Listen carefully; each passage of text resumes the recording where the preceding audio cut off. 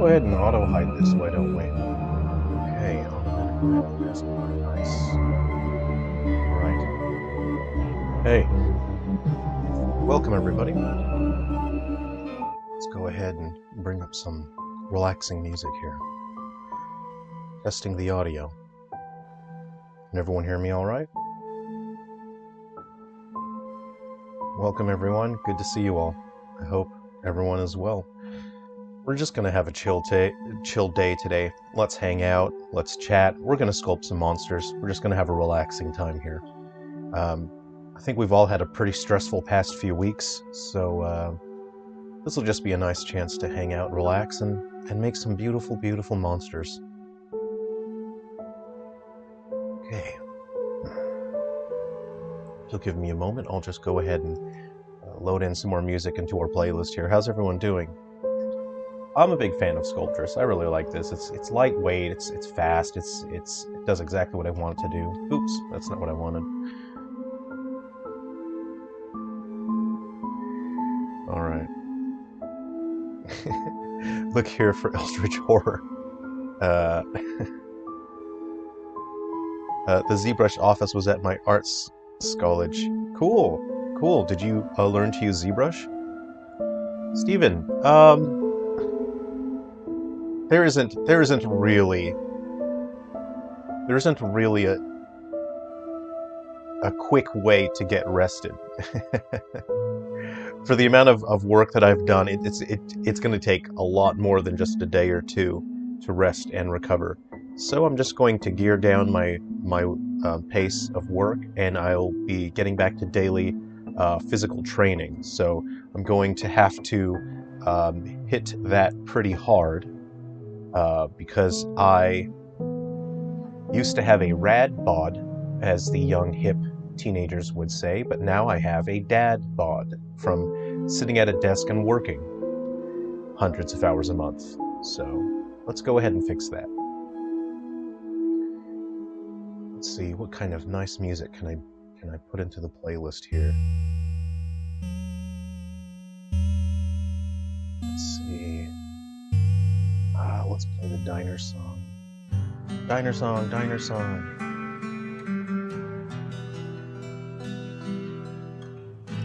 Brave Star in there. Welcome, everyone. Thanks for coming to hang out. If we haven't met yet, my name is Jerrel. I'm from Sungrand, the developer of the Silver Falls games. Today we're making some monsters. We're just hanging out. I'm just going to chat with everyone and hang out. We're just going to relax and enjoy each other's hanging out company. You know what? Let's put some Ruby River music in there. How about that? Ruby River's pretty relaxing to listen to, isn't it?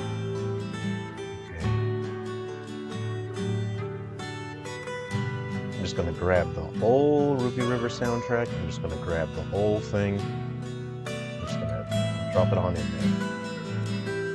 there. Whole Ruby River soundtrack. Alright. I'll be using my tablet today. My Wacom. Nice. We don't have any code linker stuff today. I'll organize that for next week, and then I can get some code link out. And over the Discord, I do want to hand out those rewards for everyone that helped me in the Discord, everyone that helped me deal with the apocalypse. I've got rewards for you guys. So we'll organize that pretty soon as well. So, how's everyone doing? How is everyone? Your spring break started 2.5 hours ago. Fantastic, that's great. Row the Salmon, I learned a little bit. The offices were above our clay modeling department, clay modeling lab, because our clay professor was a consultant for the tool field in Sculptors and ZBrush. Oh, that's awesome. Antonis, good to see you. Girl needs to spend like a week lounging on a beach in Palau. I'm not a beach guy. I'm not a lounging guy. I want to get up to the mountains. I want to hike around. I want to backpack. I want to camp. And I think I'll be camping. I'll be camping within the next couple weeks, just for a night, just to go out and rest and get some fresh air. Josh Moog, you should tell Nintendo that we all want the eShop back and just start working on new 3DS games. They already think, well, they must think I'm a crazy person. They already must think that. Okay, so we're going to bring up our reference material now. Let's see, open with. Okay, here we go. So I've got my Galaxy-bound Curse stuff. Eventually we are going to have to model. So we got dog, as you can see. We're going to have to model the boar. Can I minimize these? Just put those there. We'll have to model our, let's see, other animals, because I want them to have a very particular aesthetic. I want them to match this aesthetic. So today with the characters, I'm actually going to be creating the framework logic that drives facial animations. So the eyes and the mouth. But I don't want full pupils and eye color. I want to match the art aesthetic here, just in high resolution HD 3D models. If you had missed it before, again, here are some icons that actually didn't get used in Galaxy-bound Curse because they actually took up too much memory. So I actually cut these icons out of the game entirely. Let's see. So, where are our beautiful orb creatures? Where are they? Okay. So we got, okay, last week we did this guy. His nickname is Intestines. He's pretty gross. This time we're doing this guy. Real sad fella. He's, in my mind, I imagined him sort of the top half of Intestines, so this would be Intestines top, Intestines bottom. Already not great to think about, but that's what we'll be working on today. Some people like this little fella. I don't know. I don't know if I cut him from Galaxy-bound Curse. Can anyone chime off in the comment section and let me know? I have a feeling I cut him from Galaxy-bound Curse. He was supposed to spit out projectiles, and I think I couldn't get the logic working properly. So I think I did cut him.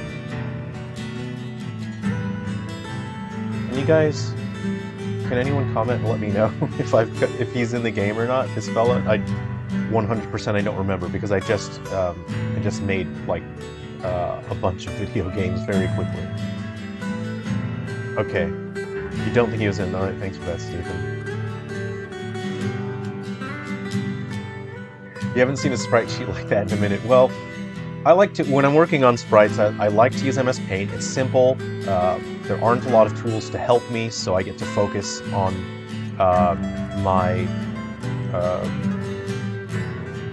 vision. I have to focus on my vision for the end product much more. If I were to work in something like Photoshop, I would end up using the advanced tools too much, and I would go off course, I think, if I were to use MS Paint with sprite work. It's too good, is what I'm saying. All right, so today we're working on this fella. Okay. Let's go ahead and just. So I'm gonna add this to OBS. I'll add this window to OBS so we can overlay it, and then it won't get in my way. How about that? Okay, I'm gonna stick this here. I'm going to OBS. And I'm going to add a window capture. Let's see, MS Paint. Oh, I've got one for Paint here. Okay, so let's go ahead and add that. Yeah, okay, fantastic. Let me go ahead and move that up there.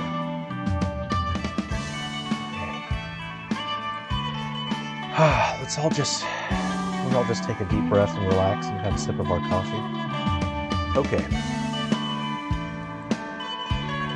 I actually just found this paisley tie in my closet. I think I haven't worn it in about 40 years, so I was really happy to find this tie. Alright everyone, let's relax and have some coffee. Lorzo, good to see you. Thanks for stopping by. Stephen, y'all should seriously read Jerrel's book, Diary of an Undead Teenager. I'm over halfway through it, and it's really interesting. Thanks. That book's old. I wrote that a very long time ago. Really, I would prefer people check out Heavy Shadow instead. But I know that somewhere online, because I'd shared Diary of an Undead Teenager, I believe I published that in 2009. And I just spread that online for free everywhere. I just wanted people to enjoy it. So I was selling paperbacks, I was selling digital copies, but you could just, I think I had the Diary of an Undead Teenager website, and I was just letting people download and read the book for free. I just wanted people to enjoy it. Alright, here we go. We are starting now. We have to save. Nobody look. Nobody look. I'm moving that off screen here.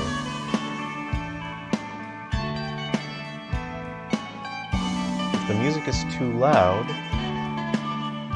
please let me know. I'm gonna dial this fellow down. I'm gonna dial that right down just in case it's too loud. How's that?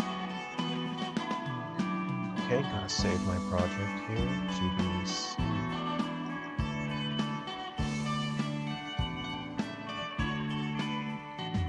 Galaxy Bound Curse DX. Model.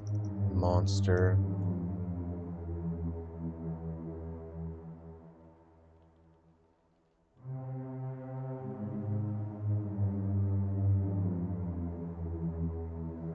Oh, thank you. Thank you. Usually find ties like this in estate sales where someone from 200 years ago died. I'm just kidding. It's less than 200 years. Stefan, hey, Stefan Kleisch, good to see you. Chris B, good to see you. Thanks for hanging out. All right, Stefan, have you thought about working HD rumble or gyro motion controls into a Switch game, or are those too big of hurdles to overcome? I would very much like to use HD rumble and gyro, so I will be using those in upcoming games, and we'll see what I can work out with them. All right, so here's what I'm imagining. Right, this fella here, this lovely boy, is going to have horrid, hyper-realistic human teeth. And I'll show you what I'm going to do to give him hyper-realistic human teeth. I'm actually going to take the teeth out of my human models for my other characters, and I'm just going to slap those chompers right on in this boy. So that's what we're doing today. So the first thing I want to do, I already know this is the front of the skull, so what I'm going to do is I'm just going to punch a couple holes into this bad boy. I'm going to hold Shift. Okay, yeah, there we go. I'm gonna hold Shift, because if you hold Shift, you invert the tool.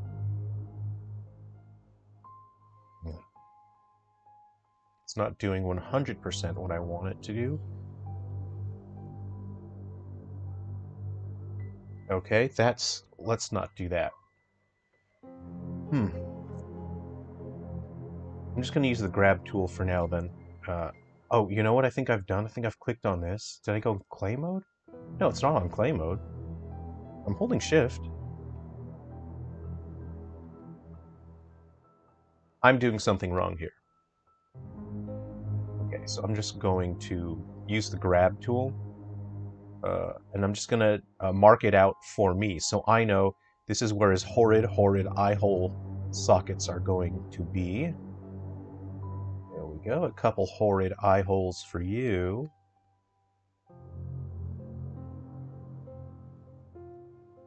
Horrid eye holes. So my approach with these creatures is I like them to be recognizably human in some way, but very clearly not human. So we need to have him visually. The reaction that I like people to have is when they see the creature, instinctively you recognize something about it that's human. But it's when you have a few seconds to process what you're looking at, you realize it's definitely not, and there's something very wrong with it. So I need to give this boy... so what I've actually done is I've downloaded the teeth from the early version of Sonic from the Sonic the Hedgehog movie, and you had the hyper-realistic Sonic the Hedgehog teeth. I've actually downloaded that, and I'm going to be using those teeth inside of my creature here. I'm just kidding.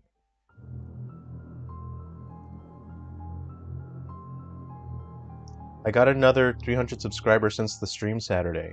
Oh, that's exciting. Hey, did we hit that 200,000 yet? Super old tie with family crest motif definitely could be a survival horror item. You know what you have to do with this tie, actually?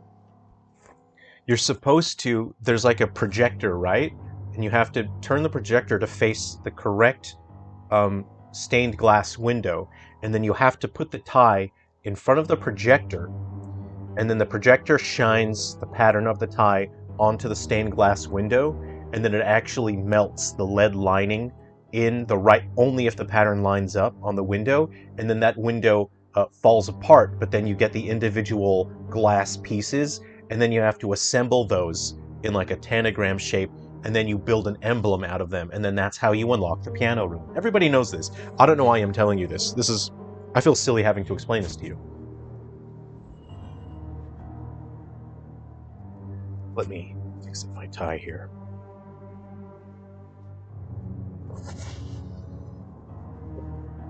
Hey, Robocoop, good to see you.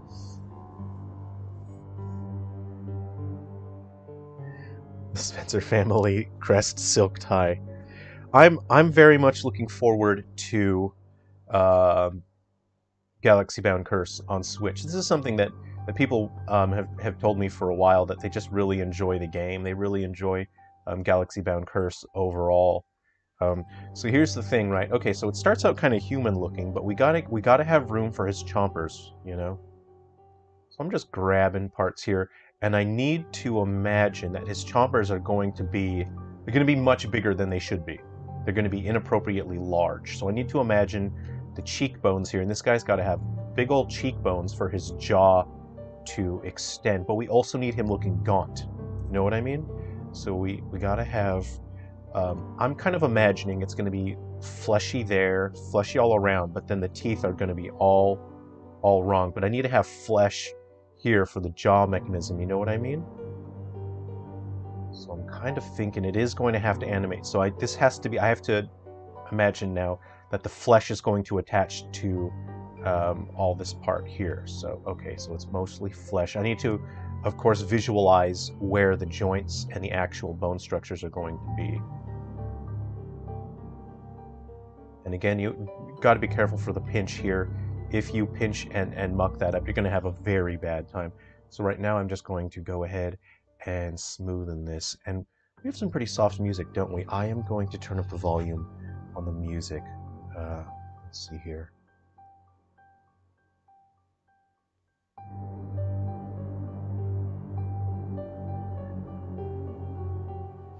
That original movie Sonic design would probably fit well into the game. That was upsetting to look at. We really dodged a bullet, didn't we, with that Sonic?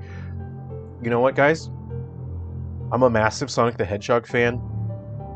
I've been so busy working on these games, I have not even seen any of the Sonic the Hedgehog films. Can you believe that? That's crazy, right?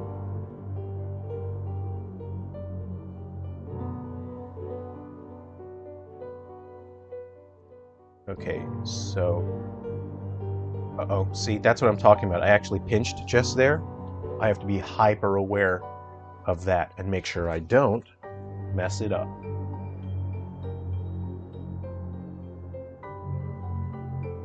So, you, on these Wacom tablets, you get to create custom macros on your buttons there. You get to change what it says on the LCD screen. And it's an amazing feature, but I'm going to have to be honest with you here. Something's up with the software for Wacom, because every few weeks it just erases. The driver for my tablet will just magically stop working, and then it erases all of my settings. And after years of having to redo my settings, I've gotten so irritated I've stopped using the macros. And I think I'm cursing myself. Oh no, this is not good. This isn't good. That's not good. I can't do that. Yeah, so I've stopped using the macros on my Wacom, and I'm worried, like, what if... you know that sort of denial where you think like, oh no, it'll be fine this time. It's gonna work this time. I feel like if I do that, that's when my tablet's gonna stop working again. Okay, so it just got stuck here. Let's see what happens. It's just stuck, but Sculptress does. Yeah, I think it's because I'm doing a bunch of stuff. But Sculptress will save, do an autosave if it crashes. So I'll just go ahead and open Sculptress again. You know what? I have Unity open, and it's using up a ton of resources. So I'm going to close Unity now. See, I was working on I've been working on the aesthetic for Galaxy Bound Curse. So I've just been working in this scene and fine tuning it until I get the absolute look that I'm looking for. So we'll come back to this later. We'll hang out, we'll chat, we'll work on the aesthetic a bit more, and I'll work on the uh, um, facial engine for Galaxy Bound Curse. Anyway, I really like Sculptress, and again, if it crashes, it has an autosave, so we'll just go back. It's only back a couple steps. No big deal. Okay. No big deal. Gino saying GBC is a banger. uh, the tie puzzle sounds like a remix of the Illuminados light puzzle in RE4. I'm a big RE guy. I love them RE puzzles. I can't get enough. Crispy, you're gonna love them. I can't wait to see them. I think because I've got a little more time now, I should be able to display toggle. Oh, you know what? My tablet freaked out and crashed as well just then, so it probably heard me saying bad things about it, so I'm gonna stop that. Okay. Yeah. I gotta work out my mouth shape. Um, and again, my rule of thumb that I've shared before is the more detailed something is, the more upsetting it is to look at in general. So I just need to make sure this lovely boy has way too much detail in all the wrong places. So in general, the human skull kind of goes there, right? Well, we're gonna fix it up. We'll fix it up. Don't you worry about that. That's no big deal. We're gonna give him big old chompers that are just not right for him. Let me see. If you like the first Sonic, you'll enjoy the second. You could say Jim carried those movies.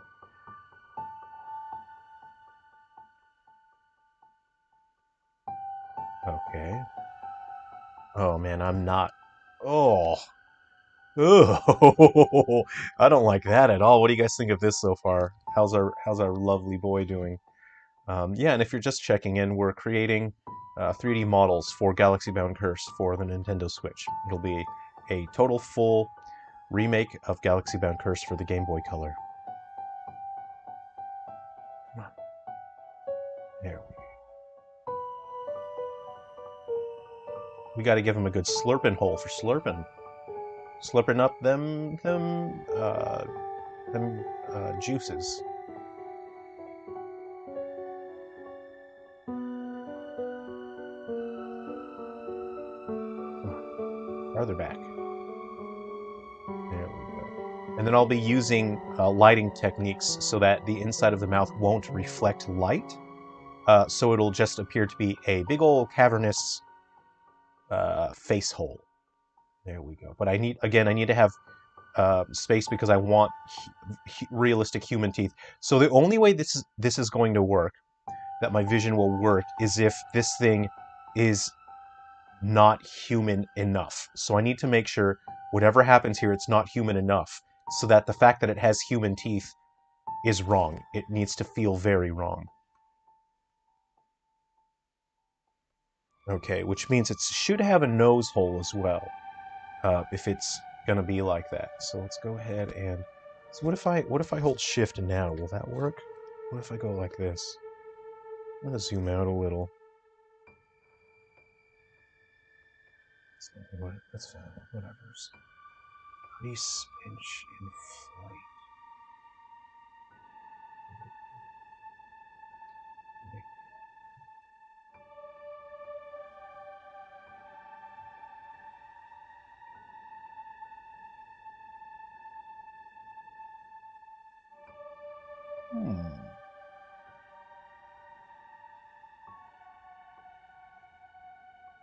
Like, yeah, something like that. We'll fix that up. We'll smoothen that out. That'll be fine. Okay. Those are oh. Let's just turn off the wireframe and behold real quick. Yeah, I think if okay, what do you guys think? If that had human teeth in there, it wouldn't be good, would it?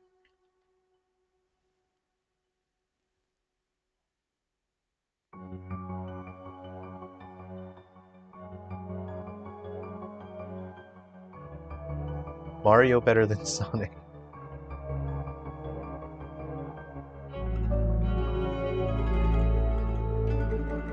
Detail in all the wrong places is a good title for an album.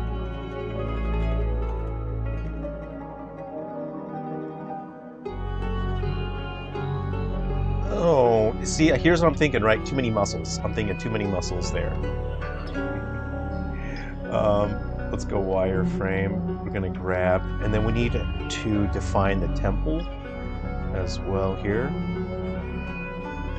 Let's grab that. Let's see, we want to inflate this rear area here. And inflate the top of it as well.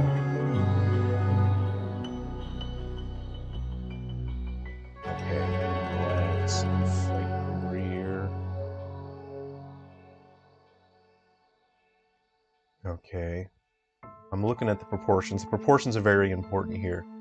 So you see in the original sprite work, he's got like a real, he's got a real open kissy mouth, and I want to focus on that as his core identifier, his real strength. And so we also, oh, see, good thing I kept an eye on this. Hope I didn't ruin that. No, we're good. We can clean up that pinch. Okay. So what we're going to do now is give him his fleshy stalks. We need at least one defining spinal column here, and then the then the other intestinal bits that dangle down can be physics simulated. And I'm kind of feeling like it would be fun. Oh, it'd be fun if in the game sometimes you might find them, and you know how we did the other intestines guy with just the legs. It would be fun if this guy was sitting right on top, and then when you encounter them, he falls off, and then they split into two enemies. I think that'd be pretty fun. What do you guys think?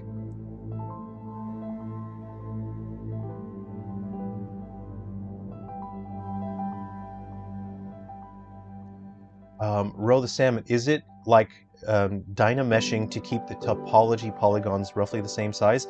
I'm not sure what dynameshing is. Is that like Dynamaxing in Pokemon? No, I'm just kidding. I don't know what dynameshing is.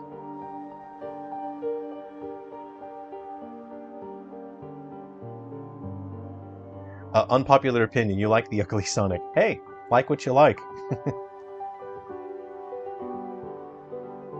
Octogoomba, that's what they're called from Super Mario Galaxy. It almost reminds me of a deformed Shy Guy. I really like Shy Guy. I think he's fun. But he was actually a Doki Toki Panic guy, wasn't he? I'm gonna smoothen this out. I don't want to muck that up here. Fewer muscles, more veins. Legend of Zelda Link's Benadryl Dream.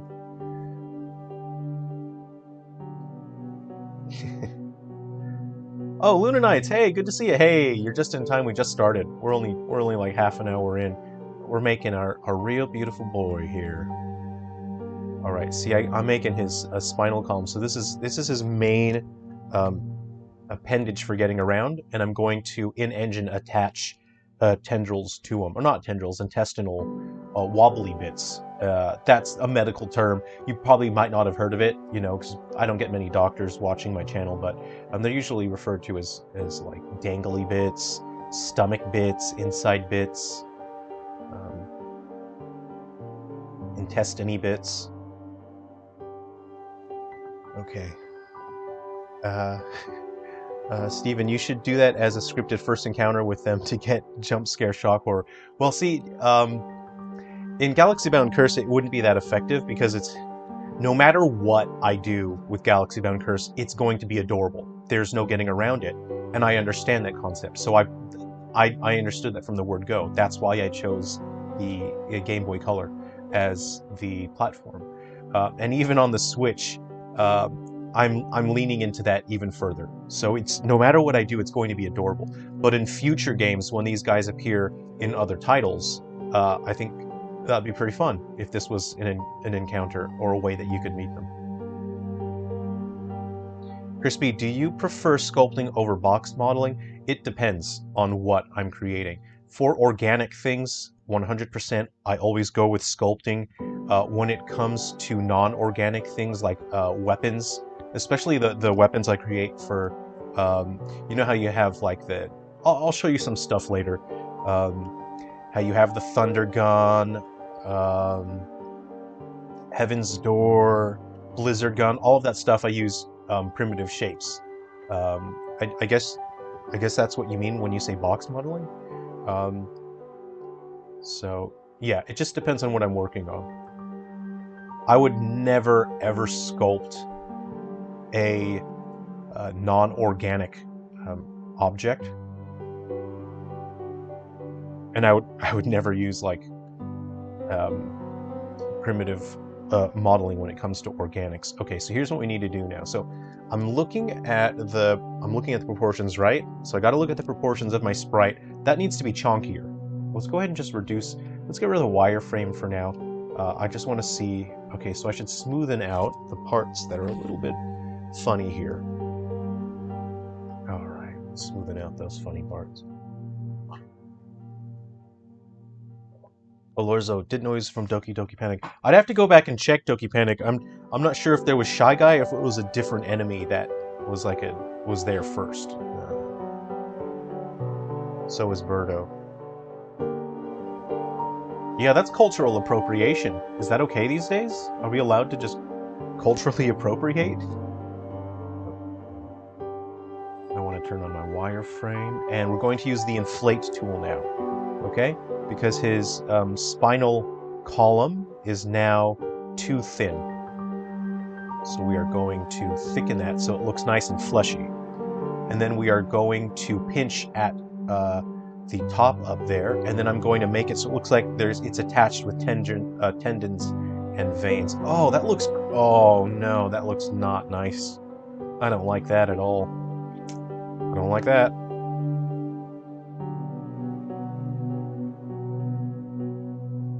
Okay, so I'm looking at it, and I know that it's going to be pretty far away, so I might actually extend this just a bit more.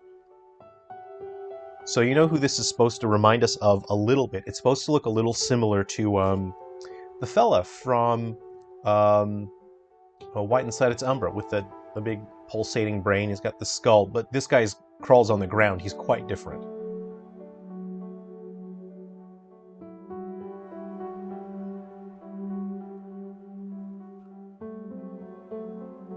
Crispy, I'd like to see, thinking of learning sculpting at some point because your workflow seems more natural. This is, you can see like, I'm only half paying attention to sculpting. I'm just chatting with you guys, and it's fun. It's very fun.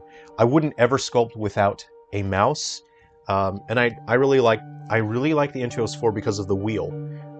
You can change what the wheel does, but I often have it on zooming in and out. But it's so natural.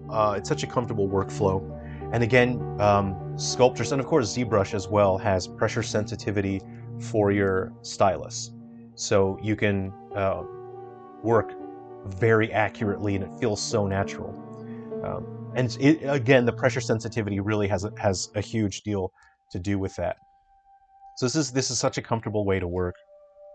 All right, I'm just going to grab his spinal column and stretch it out.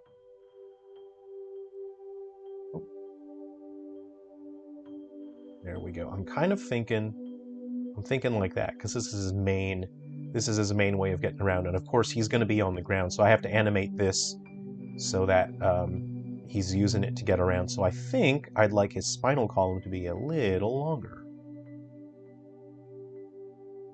Okay, I'm looking at it, because I got to fill this bad boy with bones. I got to fill him up with bones.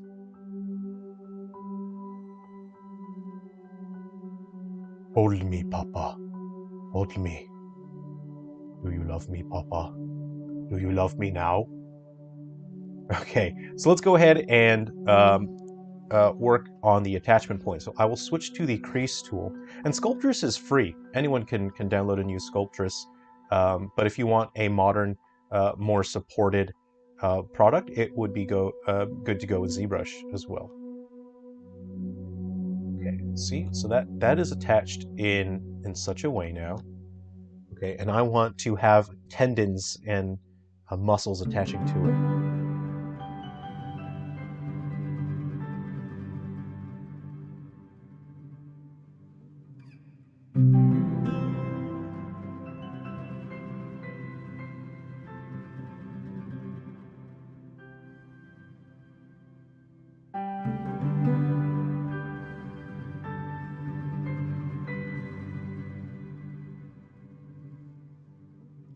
Wasn't Mystic Quest supposed to be like introducing more people in the West to the concept of an RPG? Is that what that was supposed to be? Okay, so we have that attached there. So I want, let's see, I'm going to imagine just like tendons coming down from here and attaching like so.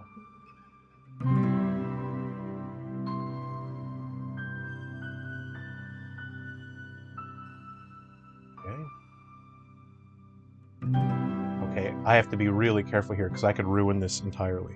See? That's where you have to be careful. I'm going to smoothen that out so I don't pinch that. And I'm going to work more carefully in this spot here. Build that up.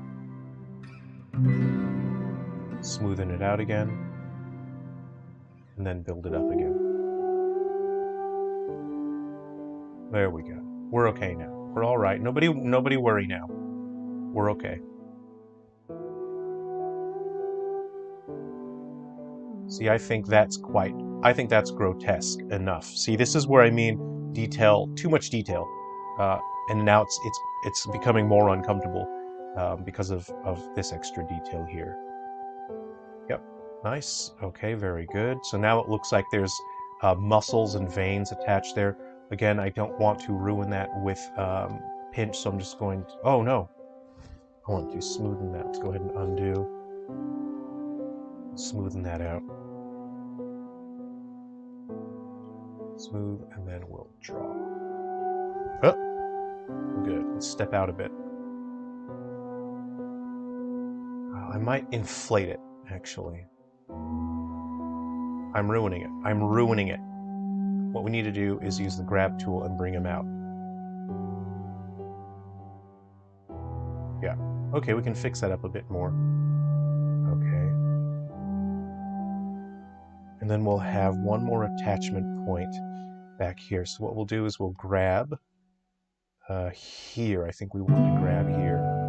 Bring that out. There we go. Now it looks like we've attached. We're attached, everybody.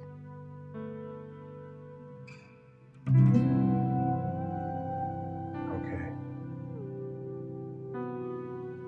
Okay, we're looking all right. How's that look?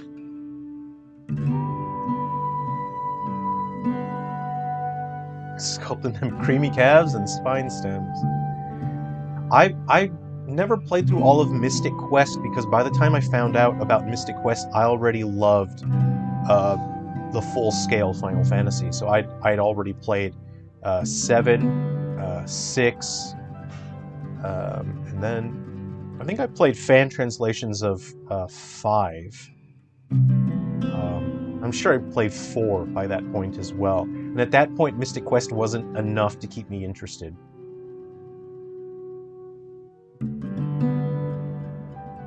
Oops, getting a pinch there.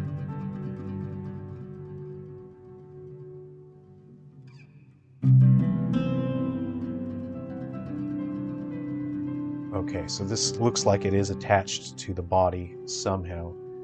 All right, here we go. Nice, nice. I'm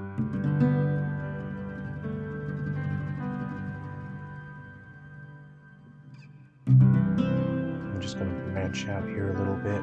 Let's just get a happy little vein coming off through the side here, like that.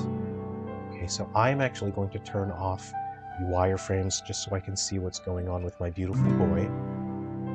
And what I want now is a little bit more continuity between the jaw and the spinal column here. So what we're going to do is just grab, let's see here. Can everyone hear me all right? Is the music too loud? The first traditional RPG was Persona 4. Is that the one on the Vita? I think I've played that one a bit.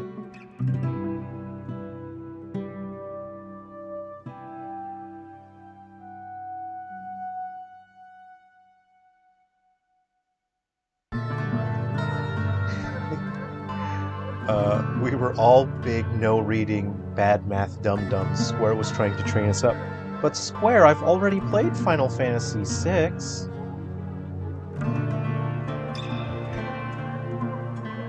There we go. Now that the wireframe's off, the training wheels are off, baby. I'll lower the music. This track's a little louder, isn't it?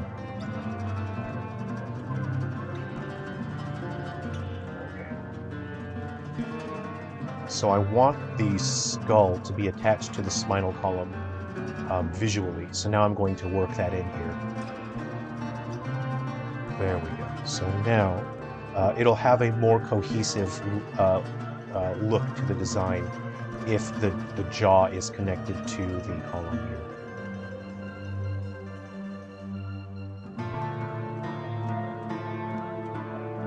I'm going to turn the wireframe off just to make sure I don't mess this part up. I will smoothen this out.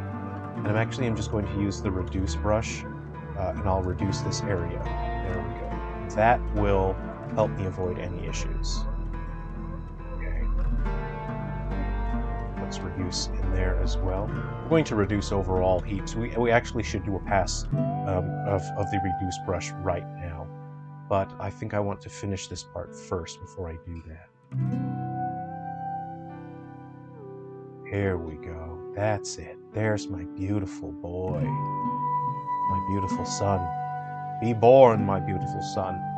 Enter the world. The world which belongs to you now, my beautiful son.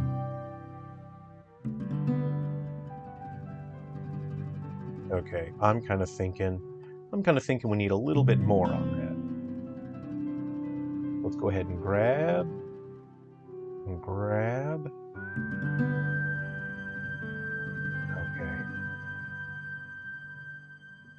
Wireframe off. Ooh, look at his mouth.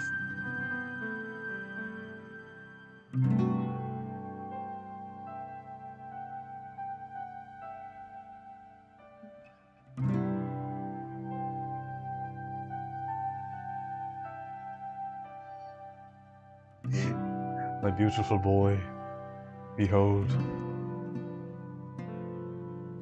we go. Yeah, you got a nice mouth cavity there. So here's okay, because I'm looking at the original art, and really it's his big kissy mouth is really. So I need to figure out a way to make this more unpleasant. I personally don't feel that the mouth section is unpleasant enough yet. So I'm going to turn the wireframe back on. I'm just going to quickly pass through this. What I think it needs is more sort of nodules and bumps along the lip line.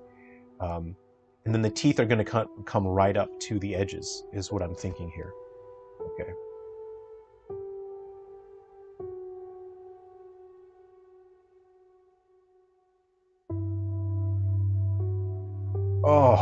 Oh, it's worse. Oh, I've made it way worse. Ooh, what do you guys think of that? Tendrils hanging from the chin. Well, we're going to have tendrils coming out of him. We're going to have his intestinal bits.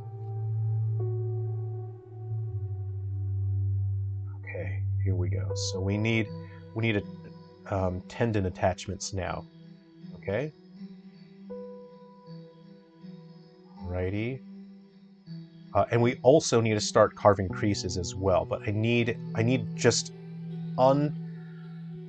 uncomfortable musculature is what I need. It's too much. You ever see old pictures of Arnold Schwarzenegger, and it's too much muscle, and you're thinking like that's not right. I don't think human beings are supposed to look like that. That's kind of my approach with many of my monster designs is, it's too much. Please, why did you put that much detail in there? Why does it look like that? And even though I have to reduce the poly count, the overall design of the creature is still in there, if you know what I mean. So his big old kissy mouth is where it's going to be. That's what it's all about.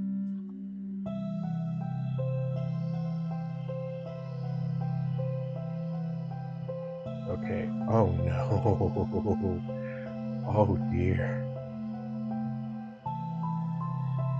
There we go. There. Oh no.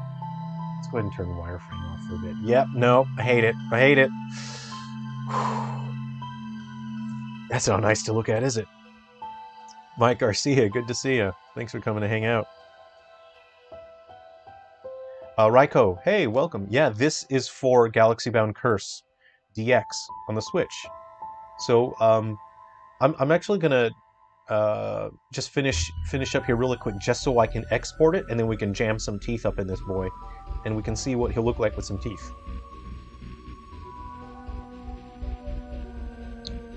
He was thinking of a slimy tongue that spits out fluid. Well, actually, this guy doesn't. He doesn't have a tongue, because I want to stay true to his sprite work, and his main defining feature was his big old kissy lips, and I want him to have uncomfortable human teeth. So this to me says it's already too far from being human, so I'm happy about that. So now, oh, there we go. There we go. All right, let's work on his eyeballs a little bit now. So I want my wireframe back on.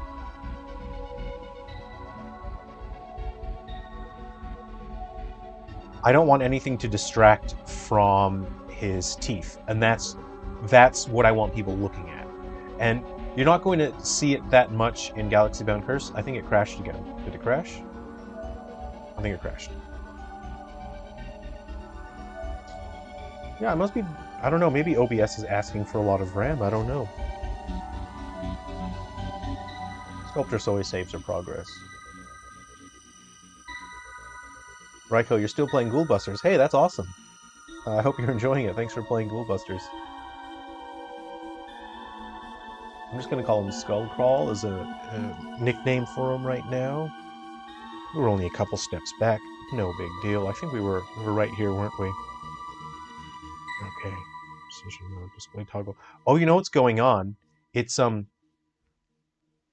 because I complained about my Wacom the tablet driver. It's actually the tablet's crashing and disconnecting, and that's causing Sculptress to crash. So it's not Sculptress's fault actually. So no big deal. No big deal. I shouldn't have complained about the Wacom tablet because now it heard me, and it is mad at me. So you see how, if you look at the pixel artwork, he's supposed to have a sort of a sad sack look to him. You know, his eyes have a sad look. So I'm going to see if I can express that without hamming it up too much. You know what I mean? So let me see if I can do that now. So let's go ahead and get some orbital definition here. And then we will use the grab tool. And, oh, have I done too much?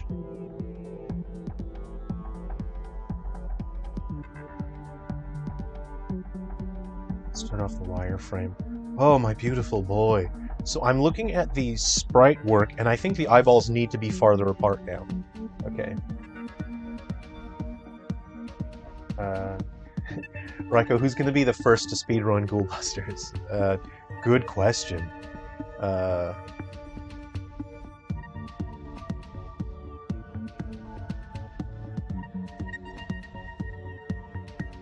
Row the salmon. Have you ever seen the sartorius muscle? It's attached at the crest of your pelvis and goes down the front of your leg to the kneecap, and you usually can't see them on a person, but if you do the right exercise, it can be super defined, and it looks a little odd when it is. Is that the kind of muscle that you would see on Arnold Schwarzenegger from like the mid-80s? When he was a active bodybuilder? I've never looked at someone's sartorius muscle attached to their crest of their pelvis. I can't say that I've done that. And maybe I'm just like a muscle charlatan. I don't know. Okay.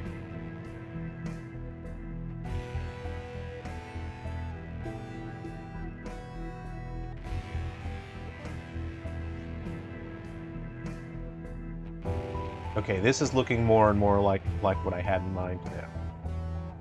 Okay. Let's look. It's a little too much now. Hold on, this part is a little too much. It's a little too expressive. Then it just enters cartoon territory. So again, we'll be putting black in there. So now he looks a little excited.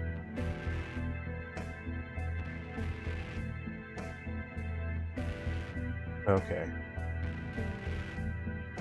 It's looking a little too excited. You know what I mean? Let's give him a little definition on his nose hole. Arnold is confirmed Jerrel's inspiration. I think Arnold Schwarzenegger inspires us all. You know, especially from his smash hit movie that he became famous from, Jingle All the Way. You know, Arnold Schwarzenegger's most famous film. You know his catchphrase, it's turbo time. And then he morphs into a Turbo Ranger, and he drives off in a talking car?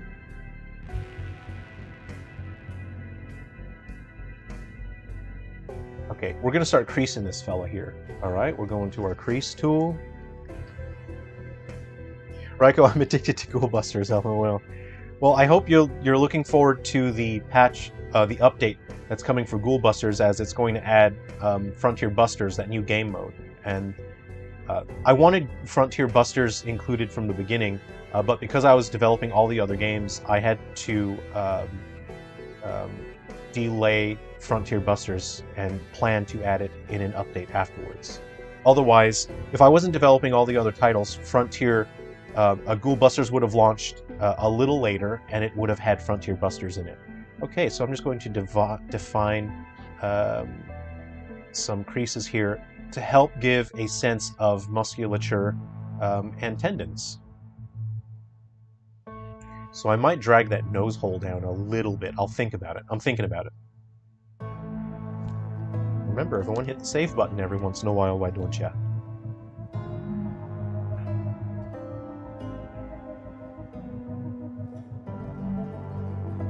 There we go. There's our beautiful boy.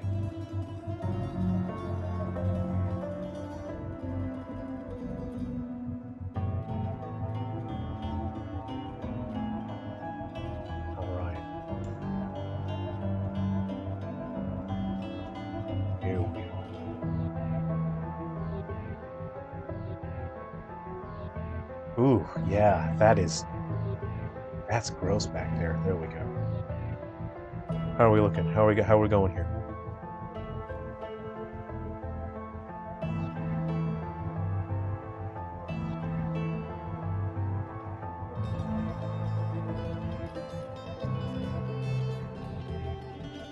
.com, hey, good to see you. Thanks for stopping by. Sorry, I didn't pay attention to the chat there.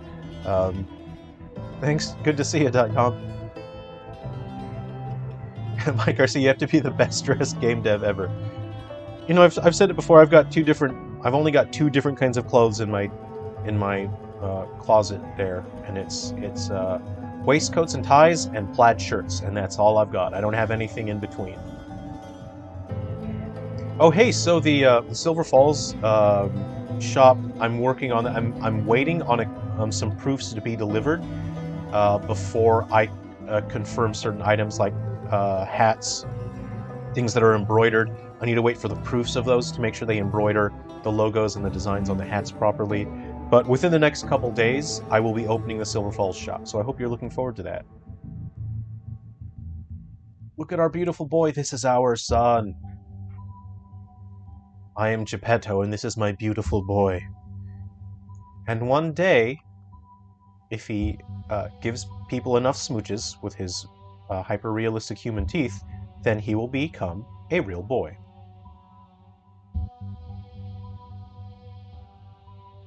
All right. Okay, you know what? We need a little bit more detail on this bottom part now. I want it to make it look like there's muscles that are pulling his mouth open, revealing his beautiful, beautiful chompers. And what I'm going to do now is I'm just going to load this beautiful boy up into Maya very soon, and I'll come back and finish this later on as well. But I want to put some teeth in this fella, and we can have a look together, because I don't know what it's going to look like until I put the teeth in there.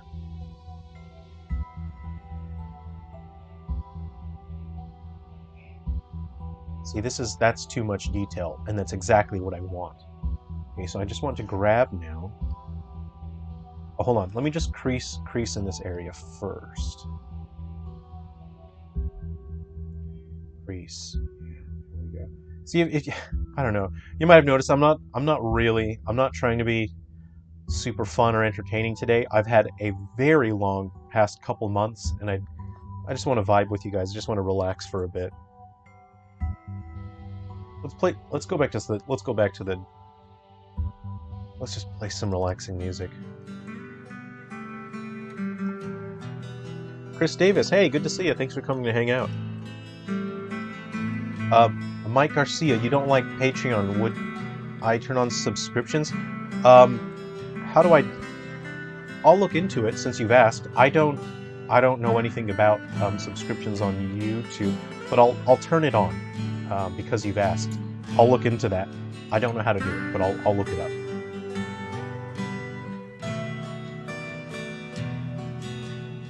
Let's see here. Oh no! Oh, I don't like this part. That looks not good. Okay, we got to get some teeth. So I need to make sure the teeth are very visible, right? Oh, my beautiful son. Getting flashbacks to Street Fighter 4 musculature. Delta Zero, hey, good to see you. Just wanted to say hi since you're about to go to sleep. Oh, hey, good to see you. Yeah, I started the stream impromptu. I just thought it'd be fun to hang out with people and chat while we work on our beautiful son here. Okay. Well, good to see you. Hey, we'll catch you in the next stream as well.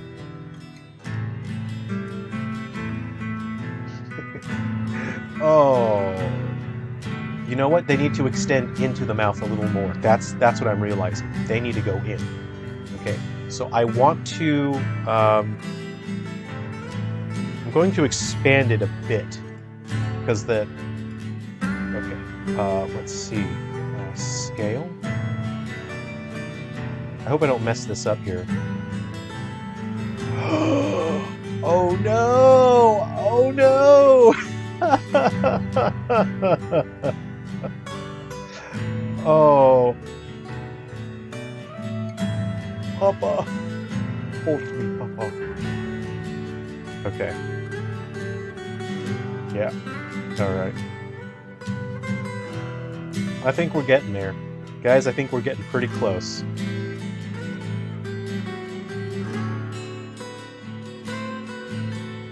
Let's save. Oh, hold on. Wrong tool. I didn't want to draw, I wanted the grab tool. We're going to bring this forward now.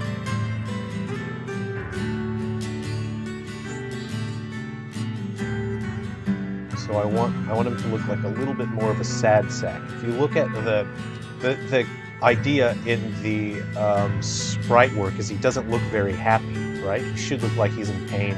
This is too much detail. That's way too much detail. Okay.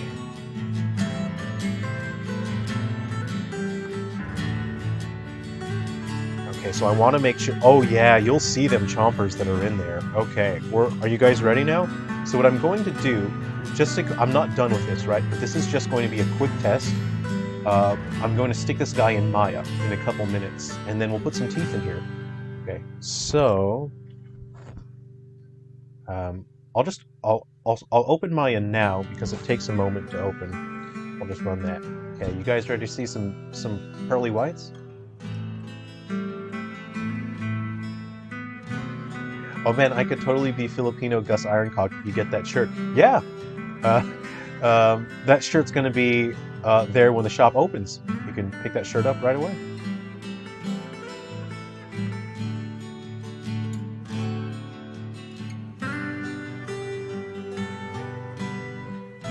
Okay, just want to extend this into the mouth cavern a bit. So it seems to have... Okay. It's not happy with me now. It seems to be freaking out a little bit. My tablet driver's gone a little funny. It's ignoring me now, so I'll just leave it. So what we'll do is we'll stick this boy into Maya, and we'll put some teeth in there. So again, he's not finished.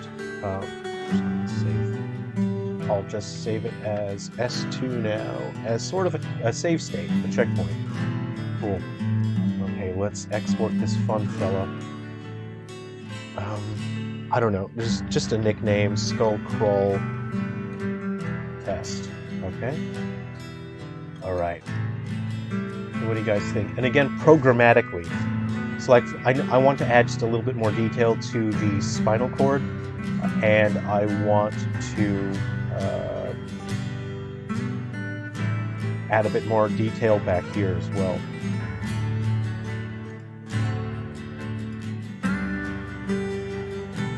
Okay, so let me go ahead and open this. Let's see. What type of character? Black Abyssius. Good to see it. This is going to be a beautiful boy. So the monster that we are looking at right now, you can see the sprite work up top. This is going to be a fun monster to deal with. I'm going to have his intestinal dangly parts in-game programmatically, so I'm not modeling those in the modeler. I'm going to have it so maybe as you damage him, his intestinal parts could fall off, and then they'll be wriggling around on the ground if you've hit him enough times. So I think that would be fun, which is why it's a good idea to do some things programmatically.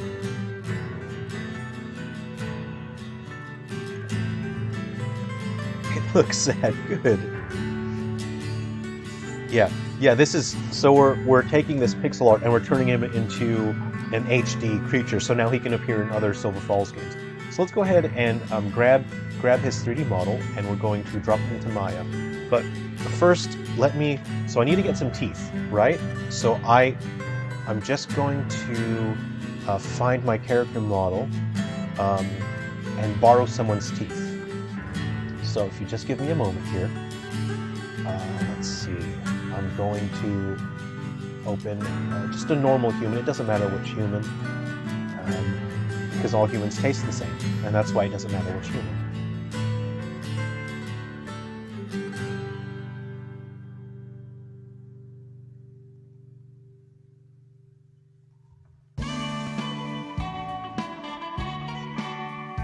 Okay, here we go.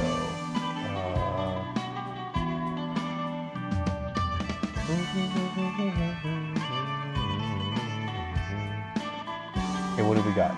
Okay, here we go.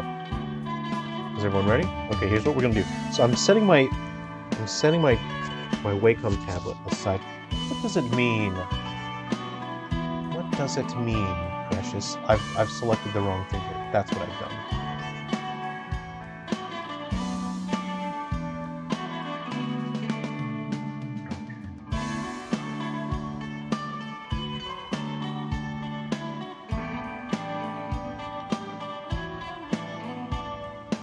Okay. Okay, we'll do this. Okay. Getting my tablet out of the way. We found someone to borrow teeth from. Okay, let's go. Roll the Salmon. Maya and Blender both have got their strengths. They both also have weaknesses as well. Don't need the joints for now. We'll hide the joints. We don't need those. Let's get rid of these other character parts. Let's see. With the hair, eyelashes, mustache, and we have everything we need here. That's it. So what we want to do now is this is not going to be a very nice part of the stream. I'm letting you know now. Go ahead and separate. We don't need tongue. Oh, the tongue's attached to the bottom part. Okay. All right, can we combine? All right, we have those. Okay, here we go. Mesh, combine. We want to delete all the. There. Okay. We got our. Yep. Okay, we got our top chompers. Oh, you know what? I don't want the tongue involved. Let's go ahead and separate that again. I'm going to. Oops. Okay, so here's how you do this. I'm gonna right-click on. Oh, hold on. So here's the tongue here, right? Let's see. UV shell. So I click there, delete. It's gone. Object mode. Let's go ahead and. Oh, you know what? I should not join these teeth because I can customize them further. I can make them bigger, smaller. I can duplicate them. Okay, so we'll go to save as. This will just be our quick test. And we'll go here to GBCDX. We are going to model, monster. Well, this is timely music, isn't it?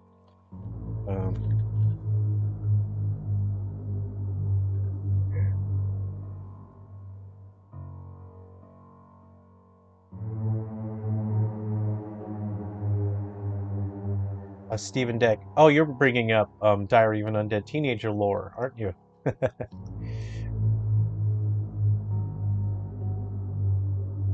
Roll the 7 Man, it's cool seeing things go through the game's dev pipeline. It's kind of analogous to the multiple refinement phases you see for an oil paint or something. Yeah, you're right. That's actually a very good analogy. Because it's a process of just revising and refining. Okay, so here's our beautiful boy. Go ahead and bring him up here, why don't we? Things are going to get pretty uncanny very soon here. So if the Sonic movie gave you nightmares, maybe might be a good chance to just check out now, as we're going. Come on, Maya, you can do it. Should I close some things? Maybe I'll close this. Come on, Maya, you can do it. Believe in yourself. I just have to sit and wait now. The Unmaking of Honored. Whoa, that's like a cool album title. All right, everyone, we're stuck.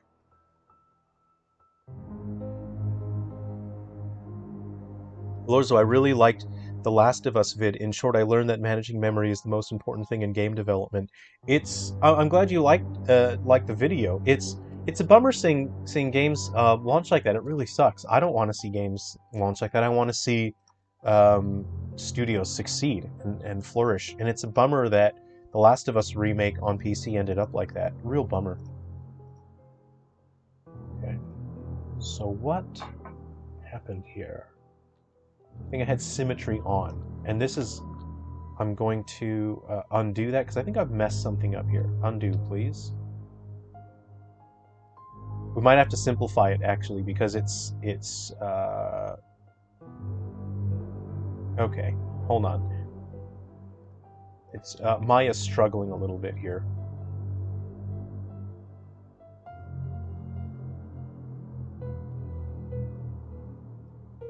So it's too much detail for my computer right now. It's too.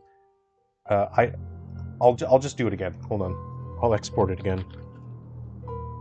Otherwise, we're not going to have a good time. Mike Garcia, you have impressive skills, man. Programming music, 2D, 3D art. I appreciate that. It's just, I'm at my level of skill. I wish I was at a higher level of skill. I wish I was more experienced, more capable. But everyone feels that way when they're working on anything, I think. And it's just a matter of working on improving yourself so that you are able to do what you want to do. And that's really all it comes down to. I'm going to keep so I'm clicking the reduce selected button, so it's just going to reduce the poly count, the number of triangles you see in the corner. I'm not sure if you can see it, but it's reducing 9,000, 87,000. This is like but that high poly count was like, oh, I need to put this in a Pixar movie or something, you know, but I need to render this for a game, and Maya's struggling to run it. So we have 42,000 poly or triangles right now. That's good enough. I know Maya will handle that comfortably. So let's go ahead and scroll test again. Here we go. Close this guy. Yep. Okay, let's just delete this because it's uh-oh. Okay, object mode.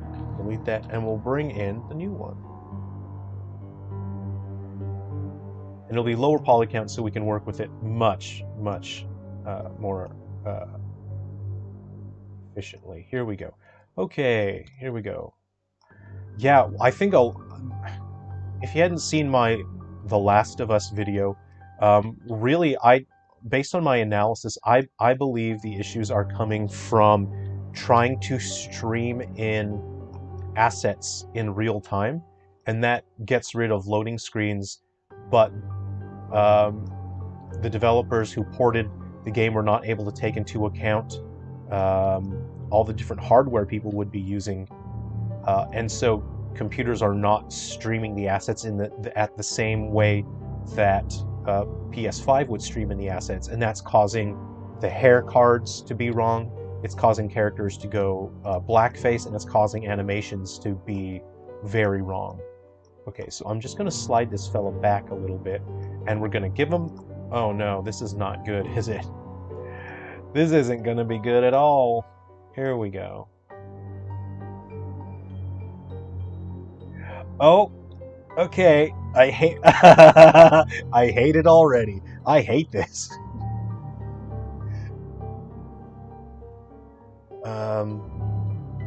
Delta. Oh, you want to ask where I can listen to the soundtrack? So I'm currently working on... I'm doing research on where the best place is for me to upload the soundtracks. People are asking to buy them. This is not... Oh, God, this is worse than I thought it would be. Okay, I want to separate these mesh. I've made something horrible here. I'm sorry about that.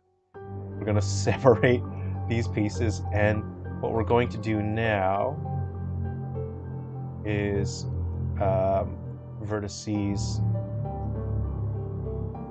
Okay, let's see. Object component manipulation. Oh, axis orientation. Well, my bad. Okay. Reset pivot point. Hold on. Okay, we're going to put the pivot point just in the center, and what we are going to do... Oh no, this is not going to be good. This isn't going to be good, Precious. Oh no. Oh no. Alright. Insert. This is not good. Oh dear, what have I done? What have I done? Wait till we put some color on this bad boy. Okay, here we go. Alright, we're going. Reset? There we go. So we're gonna have to duplicate our teeth, right? So we can add more. But I'm kind of thinking they should be cattywampus. They shouldn't be perfect, you know? It should be a little bit, you know, everywhere, is what I'm thinking. Can we reset that?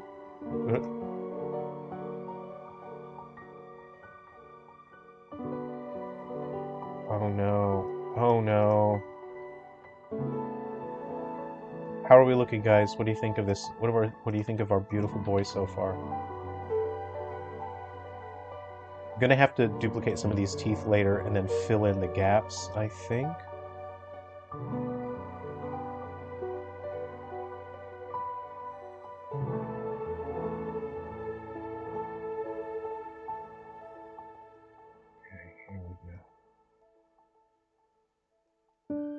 There we are. Oh. Oh no! What have I done? Oh no. Oh no. I don't think I understood what I was doing until just now. Here we go, guys. Once we get that bottom set in there, you know there's no turning back once we put this in here.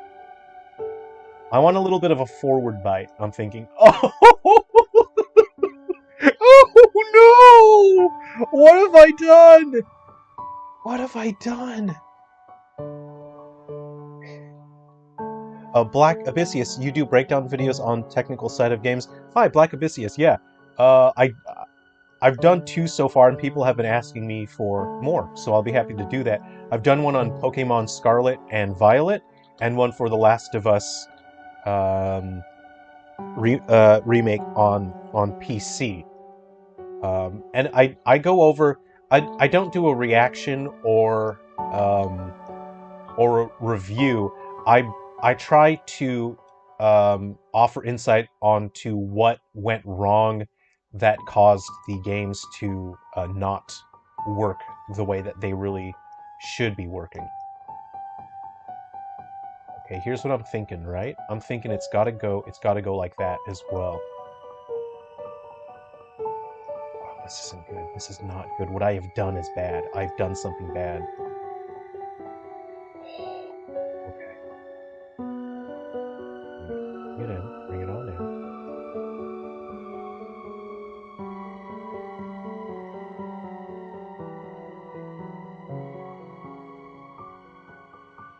Okay. Yeah, this is... I've done something bad.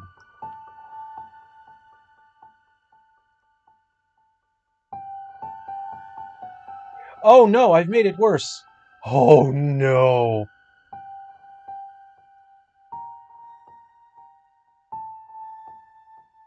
I brought this upon myself. I accept full responsibility for what I've done.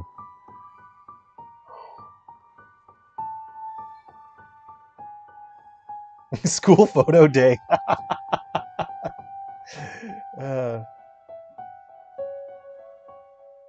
Black Abyssius. You can tell that with observation on gameplay, or do I delve into the code? I don't delve into the code. What I do when I for my Scarlet and Violet analysis, I played the game closely, paying attention to what was causing the behaviors of the game. I was paying attention to what was causing the issues, and I was just making an educated guess into what was causing the issues. And I don't have The Last of Us on PC, and honestly, even if I had the spare money to buy it, I have no machine that can install it, because all of my machines, their hard drives are full of development software. So I actually couldn't even install The Last of Us on PC. I don't even have a PC to play it. My development machine is my primary machine for making games, and it has no space ever. I never have space left. Oh no! What have I done? We're here, everyone. We did it. Kiss him. Give him a big, big kiss. So we've taken our pixel art and we've turned him into this beautiful, beautiful boy. When do you think you will start learning Unreal Engine? At some point in the future, because Unity will die. The CEO will run Unity into the ground, and eventually it won't be able to support how broken it is, and it'll collapse. Unity will collapse. Unless the CEO changes. If they get rid of the CEO and they bring in someone who actually cares about a working game engine, then Unity has a chance to recover. But as it stands, that CEO has lodged himself in there. He's going to destroy this game engine, so everyone has to move to Unreal as soon as possible. Delta, this is how I feel when someone calls me handsome. Well, this is what I look like when I look down at my phone, and then the screen turns dark, and then I see my own reflection. This is what I see. I just feel like the teeth should be bigger, but we'll leave that. We'll leave that. Mistakes a firecracker for a joint. This disgusting spacing between the teeth makes it grosser and better. Yeah, I think we're good with that. Here's what I'm thinking, right? Though I'm thinking we kind of need one like this.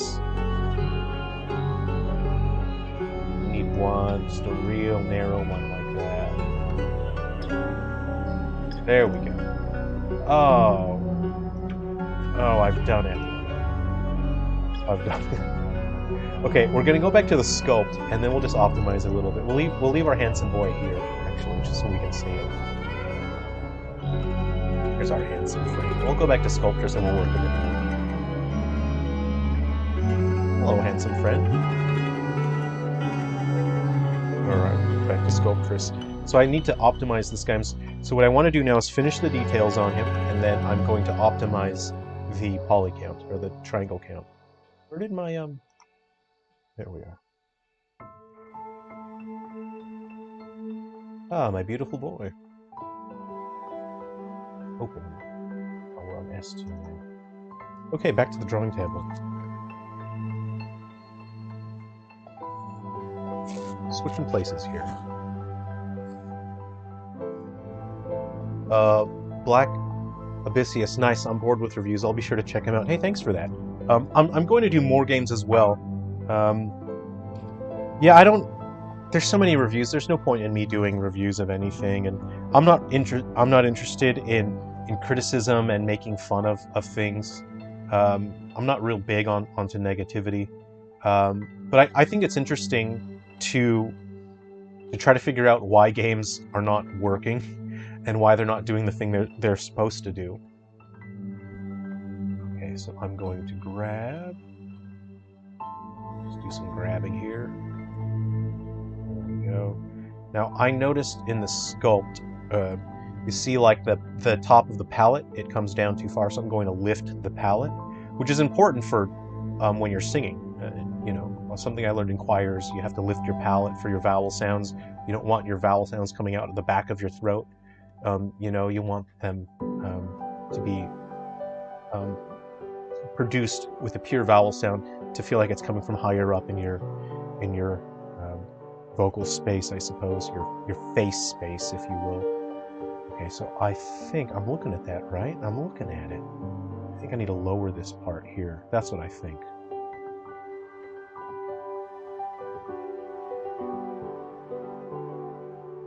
Alright, we're listening to our nice, relaxing Ruby River music now.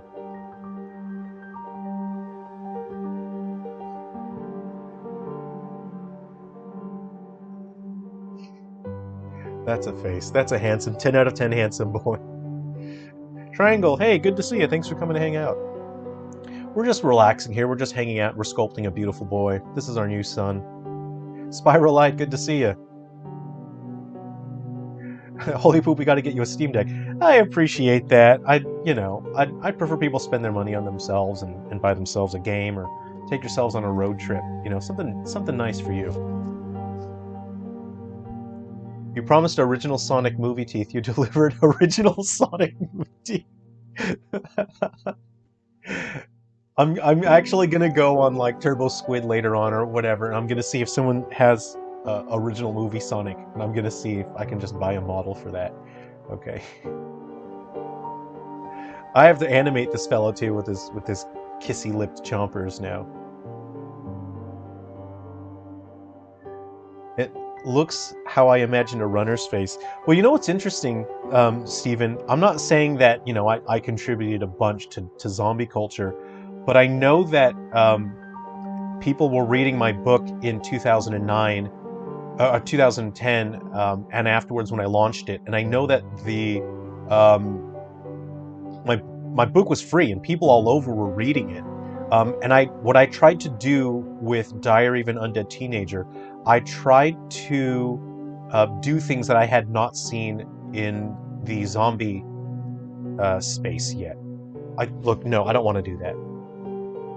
No, that's I don't like that shape. I'm gonna undo it.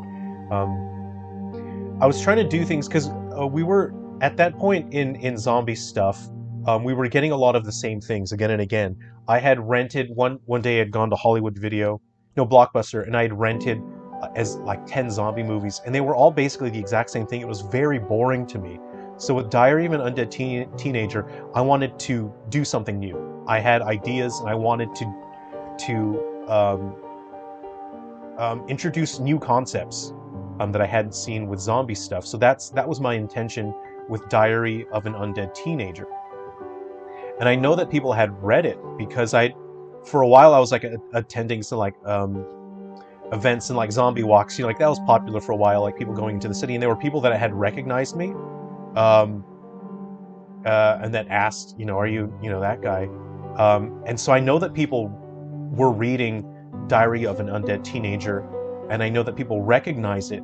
And I'm not saying that I contributed directly to you know, like, you know, zombie culture or whatever, but in the years following Diary of an Undead Teenager, I noticed more and more zombie things that were implementing ideas that I introduced in Diary of an Undead Teenager that I was fairly confident no one else had done in zombie media before, because I was obsessed with zombie media. If there was a zombie game, I played it. If there was a zombie movie, I've seen it. And so I specifically set out to try new ideas. And so yeah, after Diary of an Undead Teenager came out and people were reading it, I noticed that many of the ideas that I introduced, that I tried to introduce as new concepts that were different, I started seeing those ideas appear in other things in other zombie media. So I don't know. I don't know if maybe I'm just imagining it. Who knows? Who cares, man? Who knows? Who cares?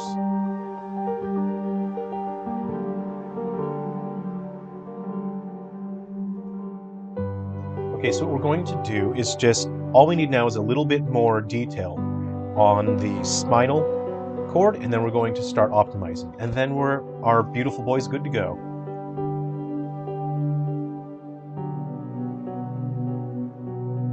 You should make the eyes look more saggier so it looks like he hasn't slept for decades and cried a lot. It's a good idea. Maybe I'll sag those things up just a bit more. Make him a little saggier down there. Clean this up here. Okay.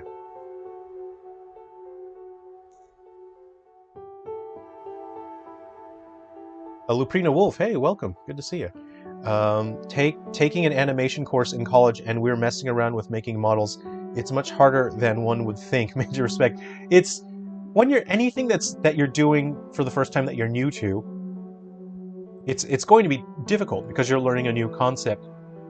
But as long as you're enjoying it and you're having fun, stick with it if it's something you want to do, and you know you'll find that it becomes easier and easier until after, you know, like a year or two, all of a sudden you're just breezing through it, and it's easy to do for you. So stick with it, and I hope you're enjoying it. How are you enjoying your animation course, Luprina? Steven, I spent your money on Silver Falls games or a copy of Diary of an Undead Teenager. Yeah, that's so old. I don't... Where did you pick it up? Did you pick it up on Amazon?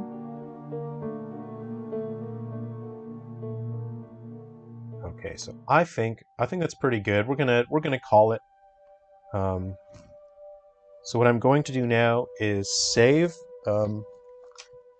as another stage. The S stands for save when I do that, so I can go back to a previous stage if there's something I don't like. Ooh. We'll go S3 now. So S3 is where I manually optimize, and I'm optimizing. So right now I'm optimizing for the HD Silver Falls games. So future games where you see this fella, and you get to fight him, you know, up close or whatnot. I'm not worried about the back of the skull, really. We're not really going to see it. So first I'll optimize for that, and then I'll optimize for a Galaxy Bound Curse, which has a lower detail count. Or a lower detail fidelity, because we're farther away from the characters. I can afford to have a lower amount of polygons, a lower amount of triangles, and you won't really notice that, which means I can have more enemies on screen, I could have more visual effects, more post-processing, and it's less memory pressure. But honestly, the Switch is pretty good when it comes to memory. It comes down to the developers just pushing it too far. Okay, reduce brush. Here we go. So now I am manually going to reduce the detail. So I'm actually going to switch my stylus. So I had the felt tip, or not felt, cloth tip on that. And so that moves slower, there's more friction. I'm switching over to the plastic tip now, so I get a smoother, faster travel. There's less friction, so I can just focus on that. You can see it just moves faster. Since I'm not drawing anymore, I'm just making broad strokes with my brushes here.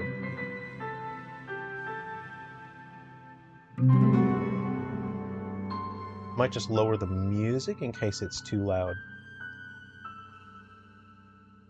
Rest in peace, Blockbuster. Steven, I'm at the point in the book where they've identified a fourth distinct type of zombie, but they haven't coined a term for it yet. Rippers, runners, criers, and this fourth one. Oh, I think I know which part you're at. So you're enjoying Diary of an Undead Teenager, huh? I also approached Diary of an Undead Teenager because these characters that are sort of dealing with this, their perspective is they've played a lot of video games, so their perspective is tinted by the fact that they play and enjoy video games, and so that's kind of like they're naming the zombies as they would name an enemy in a game. I thought that'd be pretty funny to do it that way. Hey, Grizdamation, good to see you. Steven, have you gotten to the part where they're trying to leave town and then they end up getting chased into like a bathroom, and that's like the only safe structure they can get into? Have you got to that part?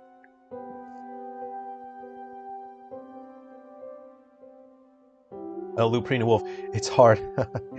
I'm trying to get into game programming, but animation is just part of the job path in my college. Well, that's cool. And depending on what kind of animation, what you're doing with it, it can be very difficult. Animation is, if you're doing keyframe animation, that can be very frustrating.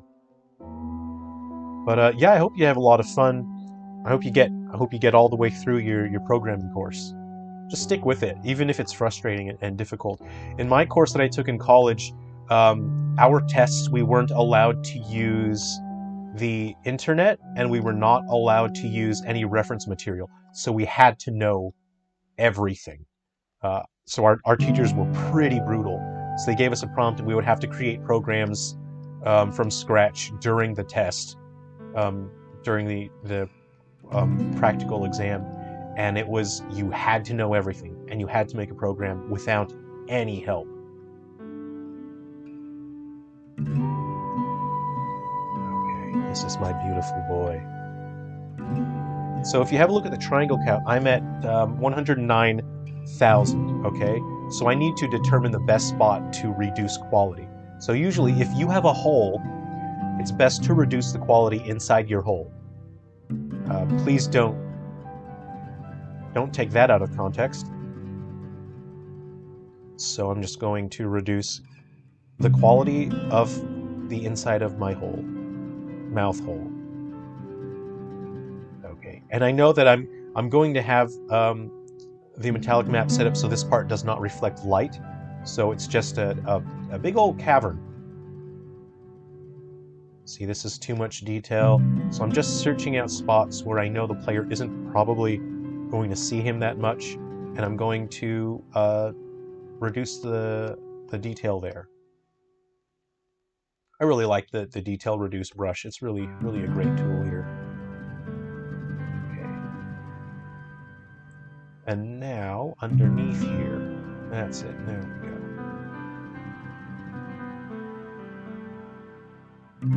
See, I'm looking at this happy boy here. I'm comfortable in saying that this 100% accurately represents what I was trying to communicate with the sprite work, so I'm very happy with this. I might have gone a little too far in some places. Maybe I'll just undo that.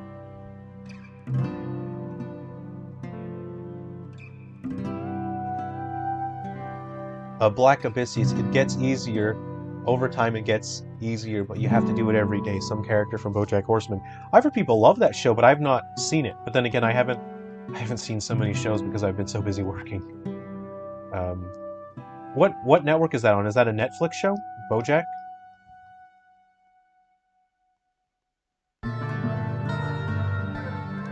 Paul Horde, hey!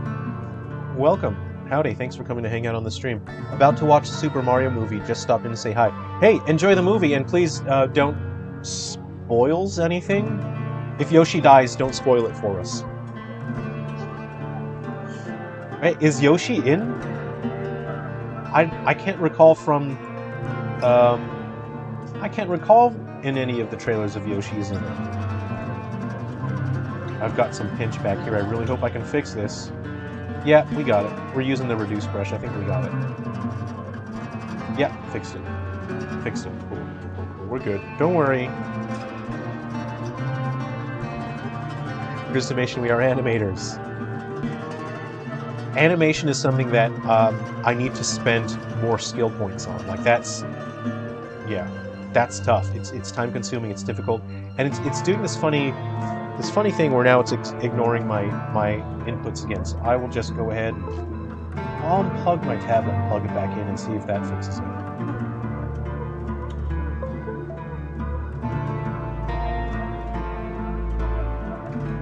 So Alorzo, when it comes to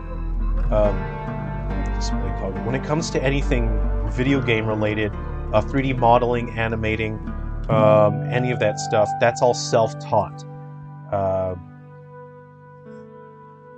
When it comes to programming, I started self-taught and then I went to college in Australia. And I would not be able to do what I'm doing today. I would not be able to do it if I didn't get an education in software development. You learn organizational skills, management skills, and an immense amount of theory that it's very unlikely that you'll be able to learn that degree of stuff on your own without some sort of highly structured education plan. So if someone is very serious about programming and game development, I strongly recommend you take a course and get some sort of formal education with it. I know that formal education isn't for everyone, but you can still benefit. Like I'm not someone who does very well in education systems, because in education systems you are rewarded for repeating exactly what the teacher wants you to say, and in general you're punished for coming up with your own solutions. Unfortunately, that's just how education systems work. What's happening here? My reduce brush has stopped working.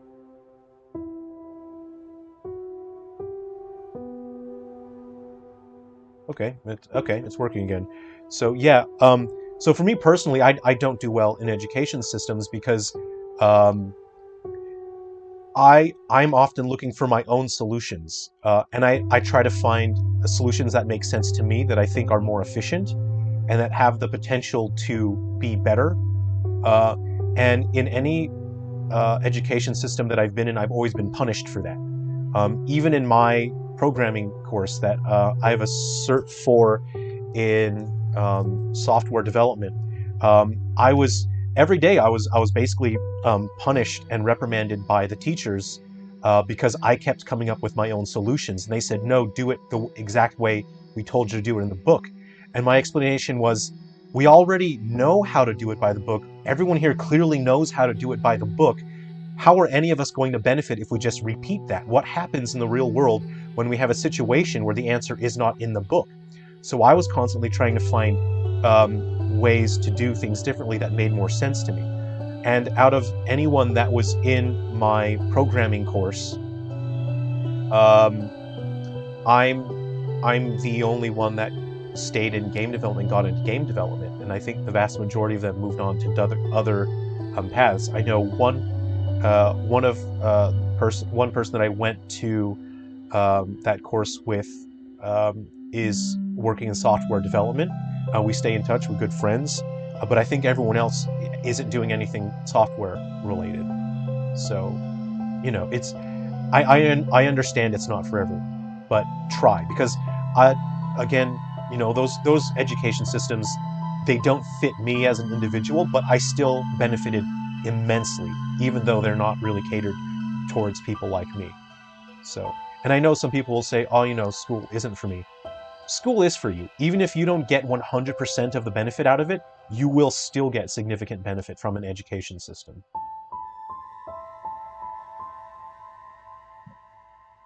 I don't know why I went on a weird rant. I think I'm gonna make myself the quality of my whole Jerrel 2023. I think I'm gonna make myself another coffee. Crispy, it's chaos being self-taught coder. Trust me, I am one. I hear you because I was self-taught for programming for many years before I went and took the course, and I can't explain to you what a difference it is getting an education, even a little bit of formal education in programming. It really helps.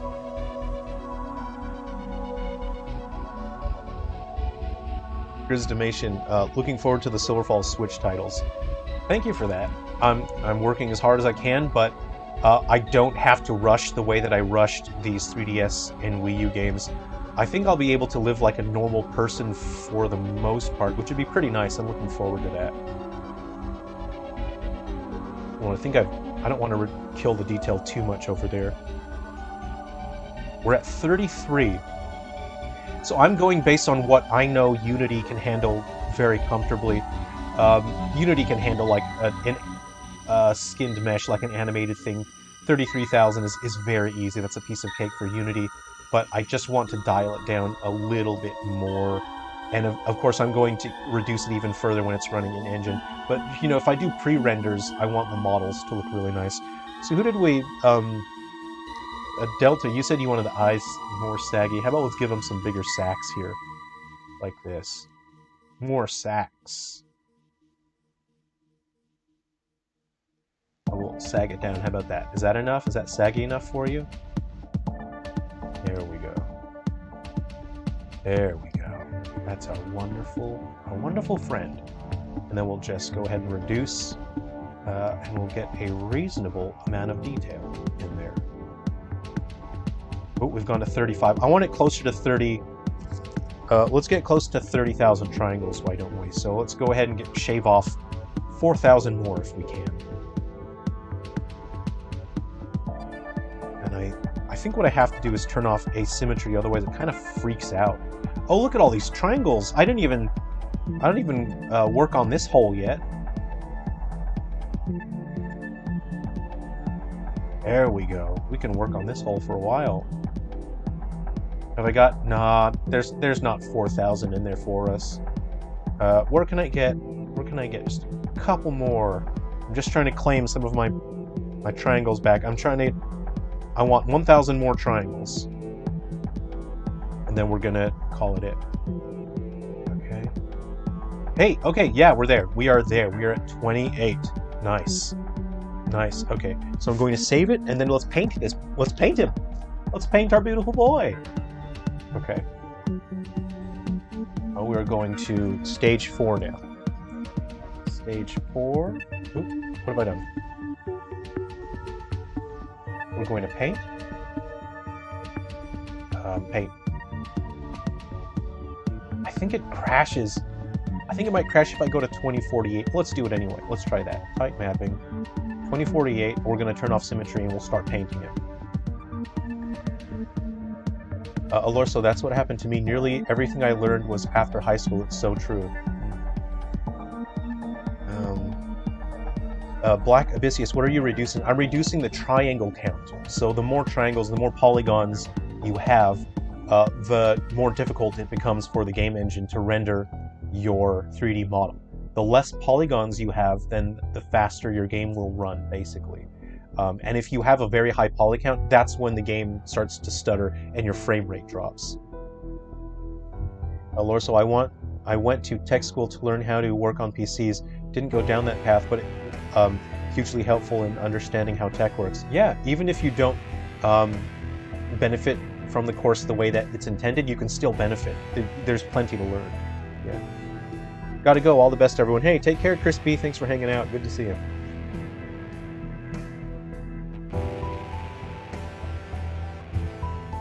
And when I'm optimizing games, again, depending on the game, if the camera is far away, then I actually reduce the triangle count even further. Let's paint our friend, our wonderful friend. Okay.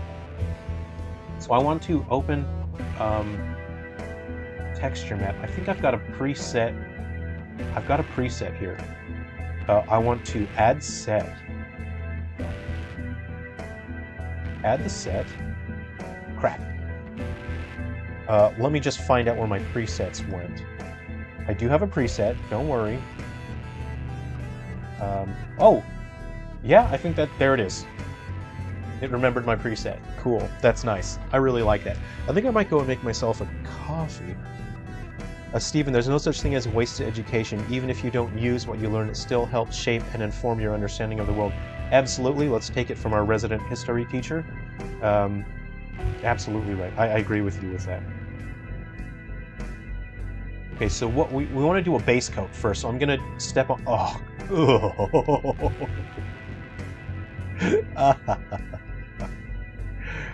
We're going to put a base coat. I'm going to turn off symmetry now. Because I know when I'm reducing the poly count afterwards in Maya, if I don't turn the symmetry off, crazy stuff happens and it goes ballistic and it doesn't work properly. So I have to turn symmetry off now. Also, when you have symmetry on when you are painting, it becomes very obvious that the texture is mirrored and it has an unpleasant artificial look. And I don't mean that from unpleasant like, ooh, that's cool, it's unpleasant. I mean, it looks really bad. It looks like, an old arcade game where they didn't have, good technology. So again, what I'm doing is I'm just laying down a base coat. I don't really care where the textures are going right now.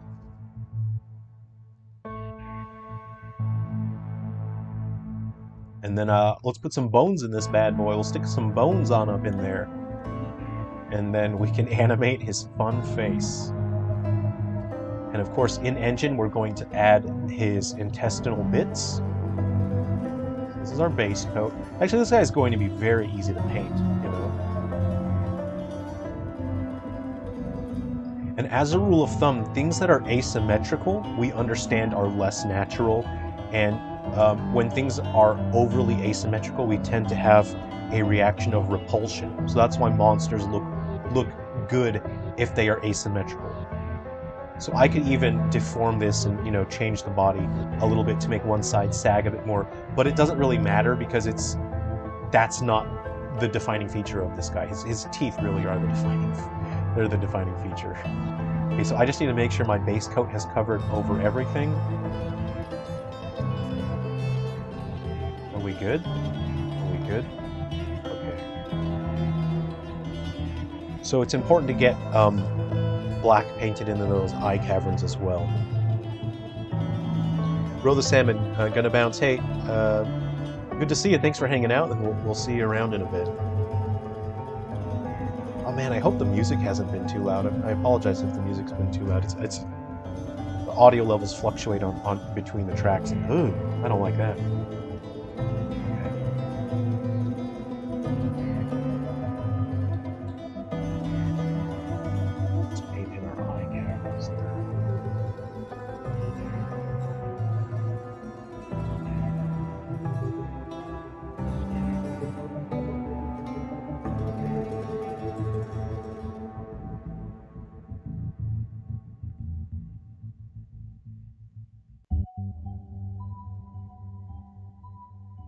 Okay, we're looking good. See y'all in Silver Falls. We'll see you around. Steven, you're a teacher, but not for the next week and a half. Spring break. What are you going to do for spring break, Steven? Spring break isn't really a concept here in Australia. So, it doesn't have the same culture that it does in the States. It's not like a big celebration, Oh, there's our boy. And we'll make it so that those don't reflect light. So right now they're reflecting light, but in Engine they won't reflect light on the inside. They'll just be big old caverns.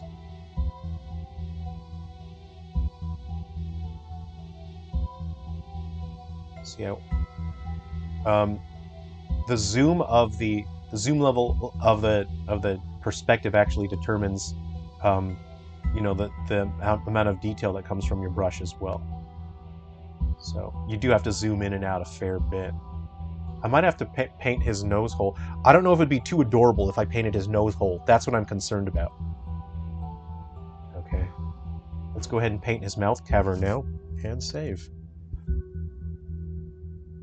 Steven, is Heavy Shadow still expected for a paperback, hardback release in 2023? Yes. I expect Heavy Shadow to be out later this year in a couple months. So, I don't want to rush it, again. And I do have a couple of passes I need to make over the novel.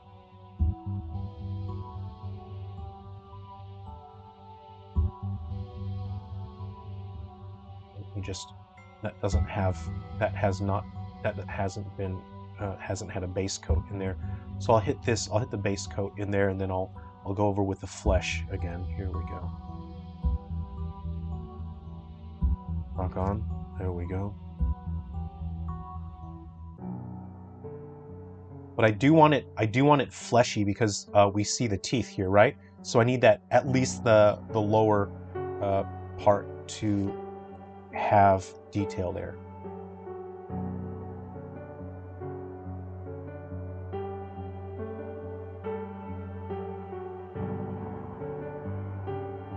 Ooh, it's all blistery. But I don't want the back part of the mouth cavern to be detailed. So we need this to be detailed because the teeth attach there.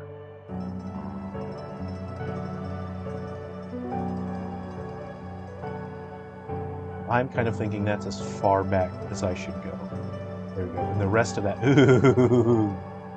Okay. Alright. Stephen, I'm going to visit Mom tomorrow and stay with her through Easter. Oh, that's real nice. And Monday you're flying out to Colorado to visit a friend. Nice, that's awesome. Well, you're really traveling. You're really getting around. Nice. Well, I hope you have safe travels. I hope you bring a good portable device to play on the plane. I'll tell you how I beat Final Fantasy X. So for years and years, like every copy that I've had of 10, there's something wrong with the disc, and it always crashed when I got to the final battle with Sin. So for years I couldn't beat Final Fantasy X. Played through it multiple times on different discs, crashed. And the first time I beat 10 was on a plane, and I was flying from Australia to the States, and I was playing Final Fantasy X on the Vita, and we hit this massive turbulence, and it actually felt like we were just going to drop out of the sky and die. And as we were having this crazy turbulence, and I was thinking, well, this is probably it.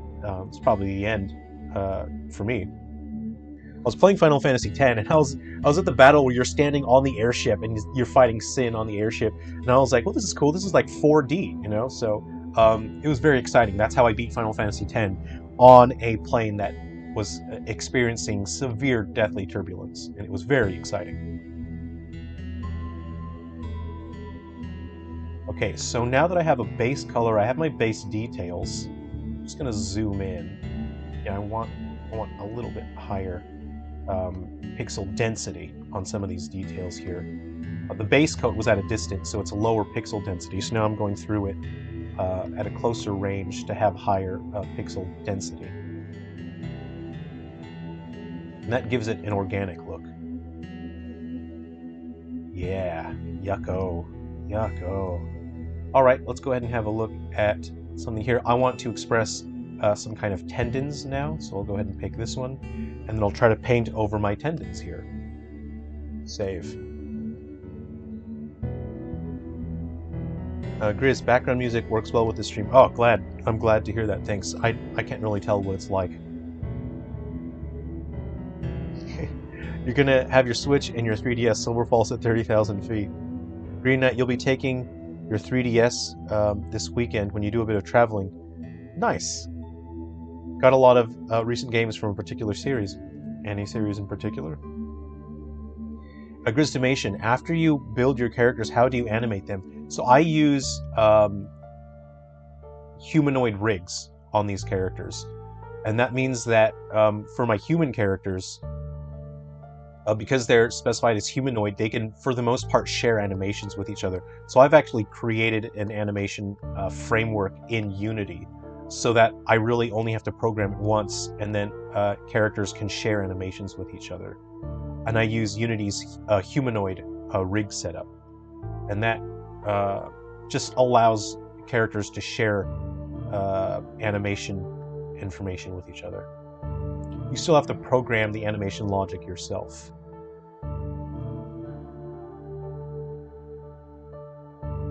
Here we go. So with the different coloring on that, I can express a sense of difference in the body parts here. What I'm trying to do is try to make it feel like something's pressing up against these tight parts, like their tendons, and the different coloring helps that stand out visually. Nice. Okay, very... Oh, I might just grab a coffee. So I think I'm going to leave you guys for just a minute, and I will prepare a coffee for myself.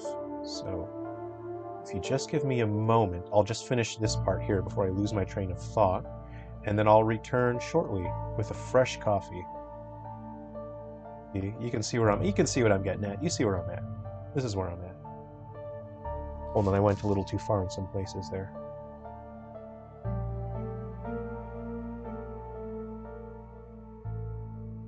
Here we are. Yeah, there's our friend. There's our beautiful friend. That's it. This is how we roll in Silver Falls. We got beautiful boys. I shall return shortly. Grisdimation like stop motion? Actually, yes. So the animations that I use for my humans use keyframes. And it's basically stop motion animation with keyframes.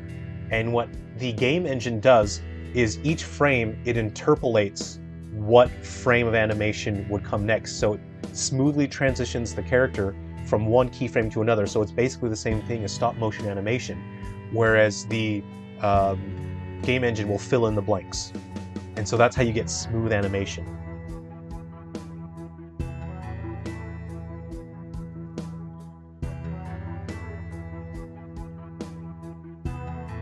Okay, let's see if I can do this right.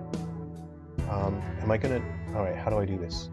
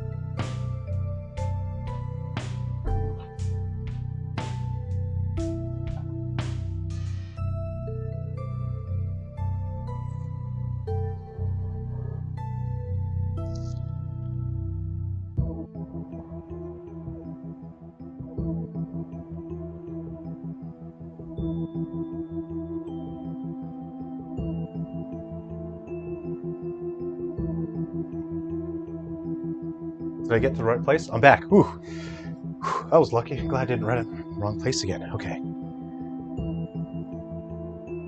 Cool. So let's go ahead and we're going to finish painting this fun fellow here.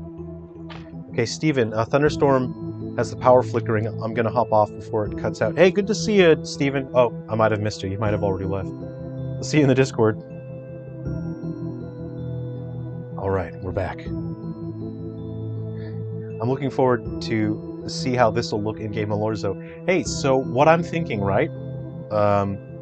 Yeah, the intestinal dangly bits. You know, if you look at the sprite, he's got intestinal dangly parts. I want that stuff to fall off when you hit him. So when you hit him and you deal a certain amount of damage, they fall off. And then possibly, I'm kind of thinking, because I did want an enemy that does this. I'm not sure if I want this guy to do it though, but I'm kind of thinking those intestinal bits will be able to damage you, and they may even become their own enemies and attack you on their own. We'll see. It depends. Because there's already an enemy that sort of drops like worms and the things that you would have met that enemy in Galaxy Bound in Ghoul Busters. You haven't seen Rashad Z. Hey, good to see you. Haven't seen classic sculptures in years. I like it. I like it.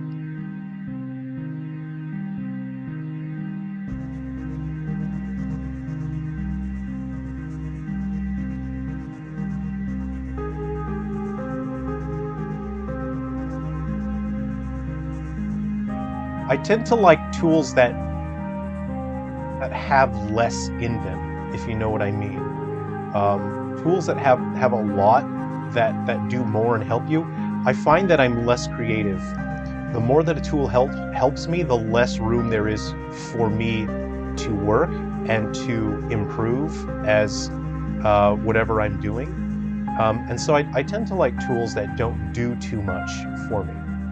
They help, just not too much.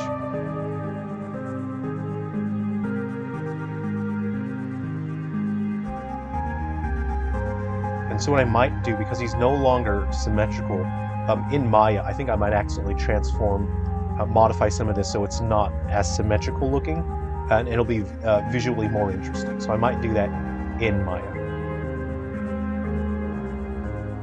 And eventually I'd like to learn Blender for rigging. Maya is just an absolute nightmare for rigging. I really don't have a great time rigging in Maya. Oh, Black Abyss, one of my fave games was Super Mario RPG, but every time I got to the Axe Rangers, my game froze. No! Yeah, it's kind of what happened to me with Final Fantasy X. You had the same kind of struggle, I see.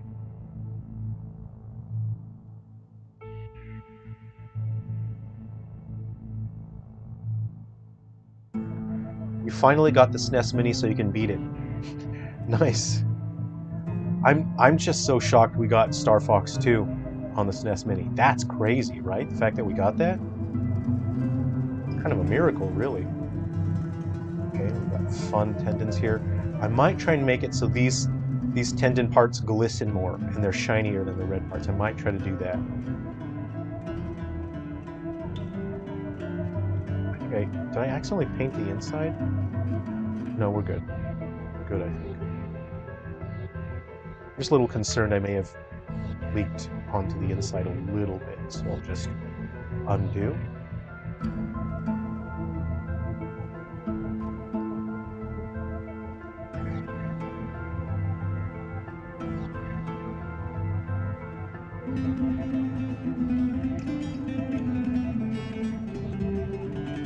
There we go, there's our friend. There's our friend. Okay. Now we want our tendony bits. We want to finish attaching, painting those on there. I miss it since it was a free version of ZBrush. Yeah, basically, yeah. It's anyone can use it, which I think is incredible. That's really fantastic that they offer it free, because it's a learning tool, really, and for people that need more, their skills from this will translate into ZBrush, and they can move on to ZBrush after this.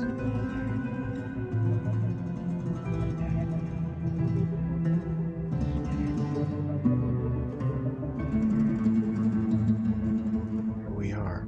Oh, Roll the Salmon. You're back. Hey, good to see you. We didn't have our CC decks ready. What's that mean? Am I missing something? What's a CC deck? Credit card? Very cool. Okay, so I'm just going to try and add some variation and visual detail to these nodules here. I'm just going to paint where the nodules are. Oh, we got our Guardians and Metal Exterminators music playing. There we go.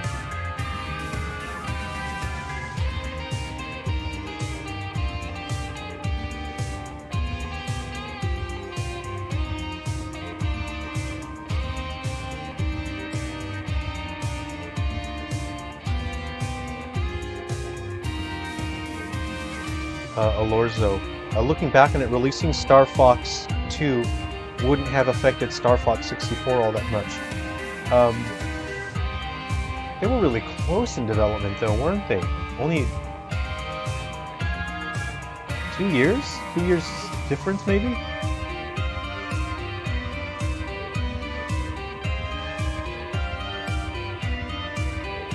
Okay, and overall I want the spinal column to be a different color, so let me see what I got going on here.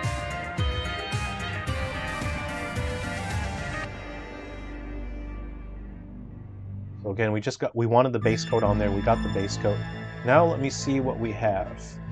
Here we go. Let's see what we got going on here with our bleaches.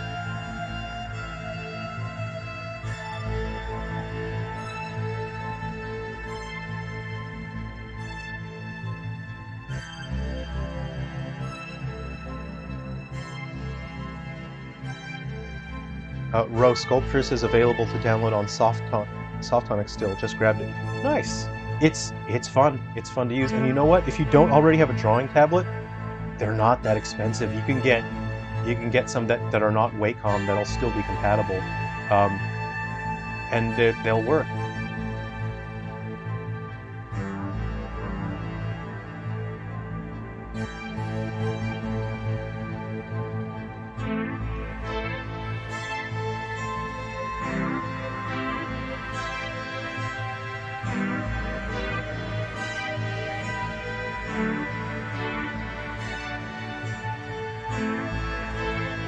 I had other brushes set up to get more definition and detail in the brushes. I don't know where I put them, so I'm gonna live with what I've got now.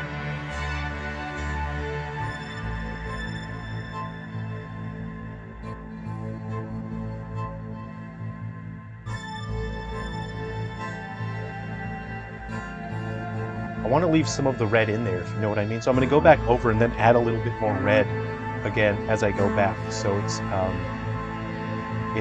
not just blank bleached bone, you know what I mean? But I think this is upsetting to look at already.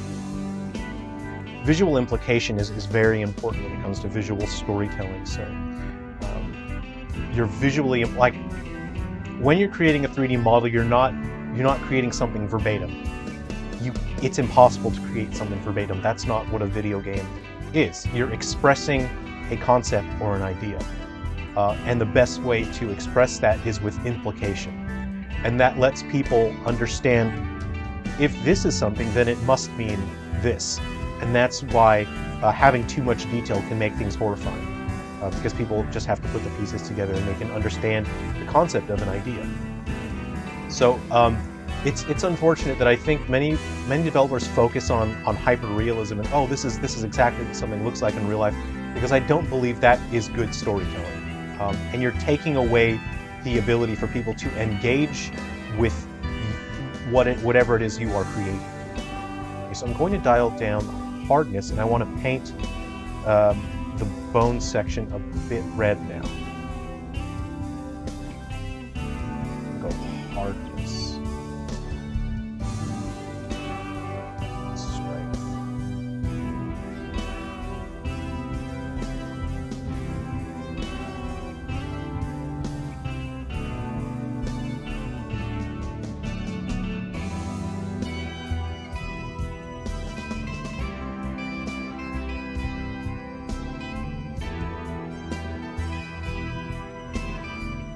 There we go. I think we've got it. I think we're on the right track here. Oh yeah. Oh, I don't like that at all. That's nice. Hold on, I may have gone a little too far in some places.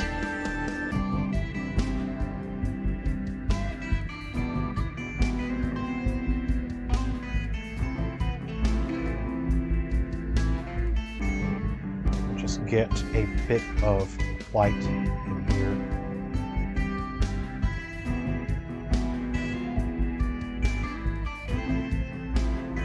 Okay, we'll swap back to this.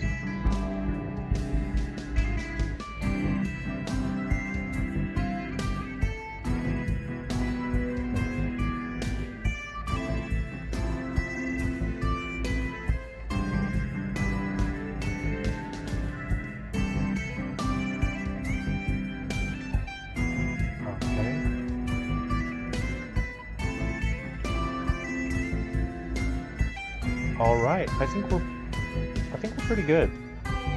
How about we chuck this? Okay, we'll chuck it into Maya. We'll line him up with his teeth, and then we'll put it in the game engine, and we'll see how he looks in the game engine. Pardon me. Shoot, I'm just looking at the visuals here. I need to fix this up a bit. Oops. Let me fix this, please. Just a moment.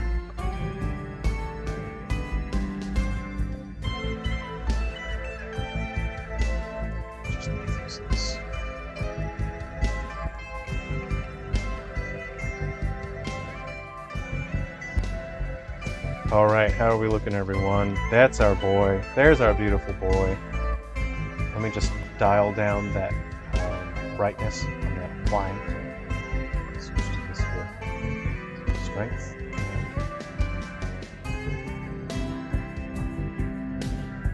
There we go.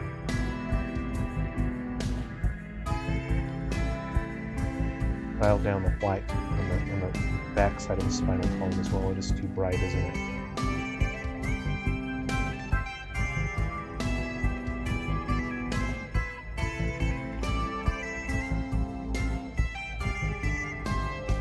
There we go.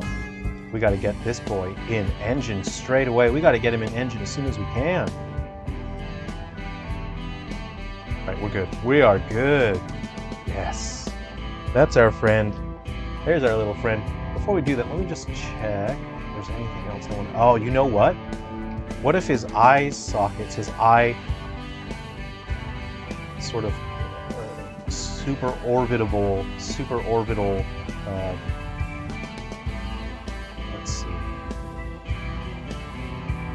super orbital protuberances. What if they were a different flesh color? There we go. There's our friend.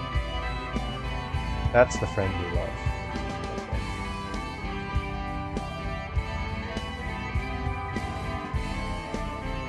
There's our friend. Hello, friend. Okay. Everyone happy? Are we good with our paint job? We good? Let's save it. We've saved it. Michael Newsom, hey, welcome. Good to see you. I'll catch up with the chat now. I just had to concentrate on that a little bit while I focus on it. I'm going to export my object here. And let me... let's see.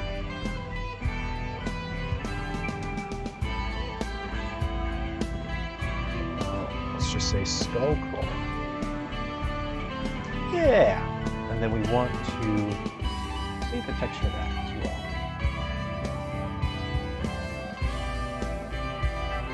Okay, so we're gonna slap this bad boy into Maya, so we can get him lined up with his beautiful chompers. We're going to drop them into the game engine, and then we're going to have a lovely time. Go ahead and close out of that. And let me open Unity here. What do we got? Where is it?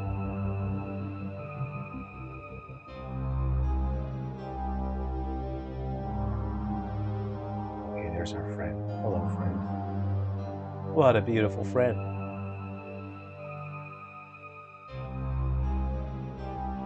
Screen. Let me catch up. Michael Newsom smoking a cigar, having a beer, listening to your live stream as I hear the wind in the trees. That sounds awesome. That sounds fantastic.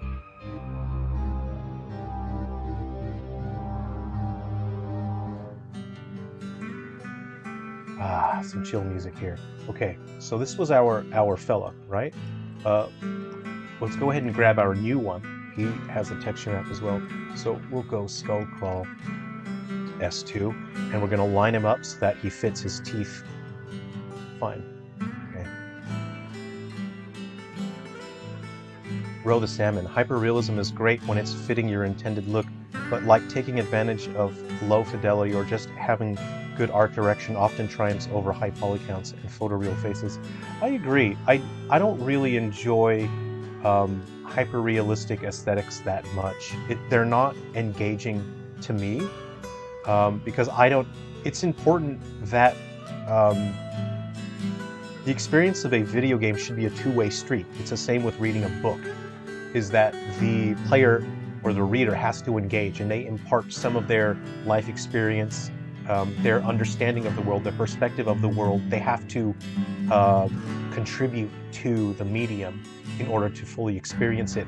And when we have hyper-realistic games, there's no room for that, which means the player is out of the equation. The experience will be basically the same for every single person, and I don't enjoy that kind of experience personally myself.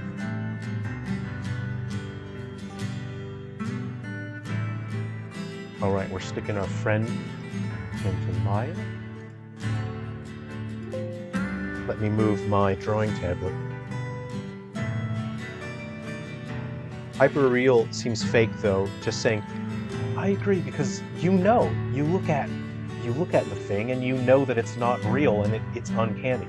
And I think it's more upsetting to look at more than anything else, because you know it's not real, even if it looks very good. I need to find out where my friend is. Let me find my friend. Where did he go? Is my friend here?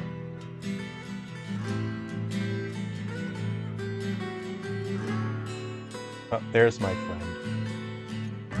Okay, so we have that friend, and we have that friend. Let me move this. Okay, so we have our new one. This is the finished one. And eventually I'll rig him up, but that's boring. I'll do that some other time, because rigging is dull and boring.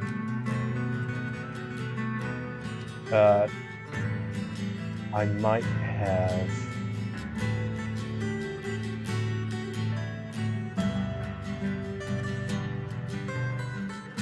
What's happening here? Oops, settings. There we go. Might have symmetry settings on.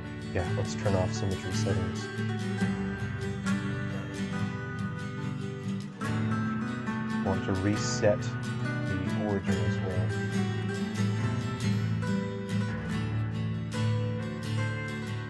So we need to, let me put this guy's skin on so we can see what he's supposed to look like, okay?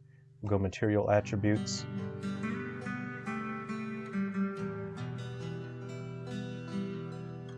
Where is it? There we go. Get some color on this fella. File. Okay. So we're gonna have this guy display his skin so I can tell what's what. Okay, there's our fella. Very nice. And let's go ahead and get him lined up now. So, insert, I'm going to move the origin point. And we will, as long as the size is similar to the first one, we'll be close. Actually, yeah, that's pretty close. Okay, so now we can delete the first one. We don't need him anymore. Oh no, what have I done, yeah. Okay, this is my first time seeing it textured and with the teeth. And he is... That's a look. It's definitely a look. Let's just make it a little bigger. Because I want the teeth to be ill-fitting, right? Like they shouldn't look like they fit in there quite right. So if I make the model bigger, that gives me a chance to work with it more and to fine-tune the look.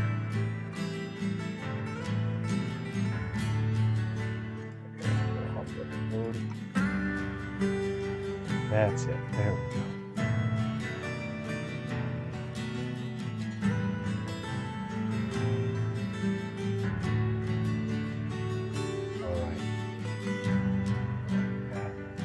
Select that. We're going to bring him forward now. So here's the thing, that you have two options here. You can either make it too small or too big. So here's what it'll look like if you make it too small, right? It's harder to parse visually. You won't see the details as much, but it's upsetting in its own way. Or you could make it too big. And that's a whole other look to it. So I want an underbite, a severe underbite. Just going to go ahead and fill out the teeth. And programmatically, I actually could make it so that the teeth for each creature that appears in game, I could have it to where each tooth actually has a random chance of appearing. So every creature you appear has random teeth that may or may not be there. I think that would be fun as well, so I'm going to consider that. That's why I think it's good to not do everything programmatically. If you do it in engine, you have more freedom to do things creatively. You can make more fun decisions. So I might do that.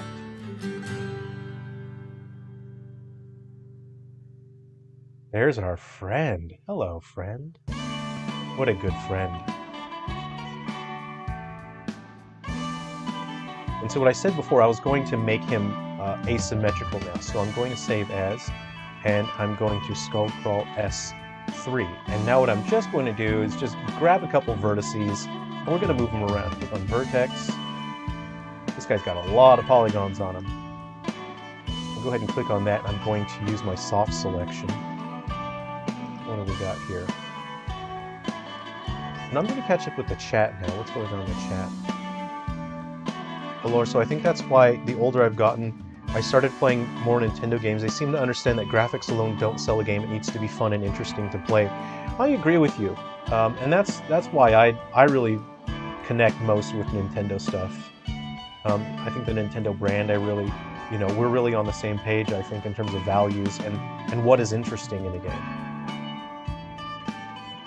So you kind of give them, I'm going to make them lopsided here. Because asymmetry makes people uncomfortable.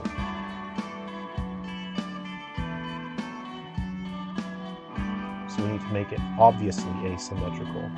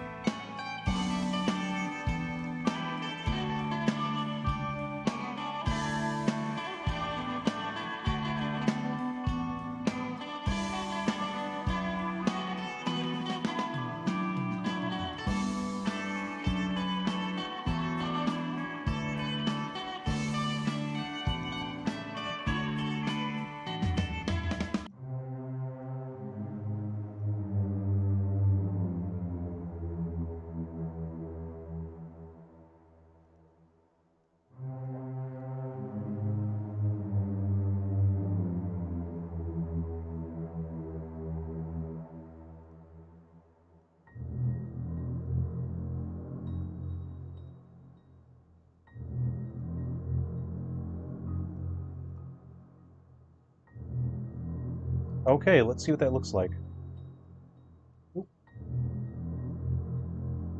Hey! What do you think of that? What do you guys think of that, fella? That's not too bad. I think we've done it.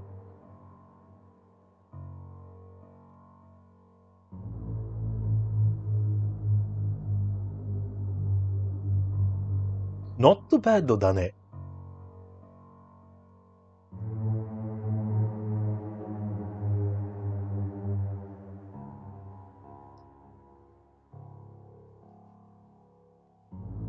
Make Morbius, but with a Mario stash and call him Marbius. Nice one, Gold Pop-Tart. Maybe we will one day. Maybe we will. Last Gen Gamers. Jerrel, have you ever worked in Torque Game Engine? It's an old engine, but man, worst part about college game design. I actually downloaded an old build of that the other day. I think someone put it online. I didn't install and run it, but I did download it. So, I mean, that counts for something, doesn't it? Is Torque what you learned in college game design? Let me just bring this in. I just want him to be a little bit more obviously asymmetrical. You know what? I think that'll do it. Oh, hold on. I want it to look more like he's able to give you a big old chomp. So I'm just going to lower this now. Hold on. Hold on.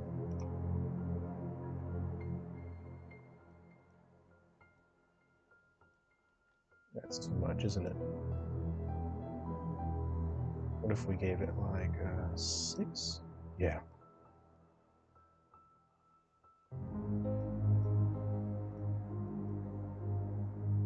There, that looks more chompable, doesn't it? Yeah, there's our friend. There's our friend. All right, let's get this bad boy into the game engine. And of course, we'll animate it as well. We'll animate the. I might have to make the mouth bigger. And actually, I'm looking at it right now. I'm kind of feeling like it's not open enough right now. So what I'm going to do is just modify it so the mouth is open more. I'm not happy right now with how closed the mouth is.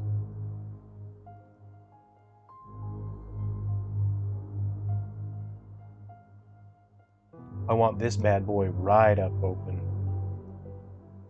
2 and 3. So I'm just selecting points and I'm bringing them up and 1, 2, 3, 4, 5. And I'm thinking that's good. I'm going to increase.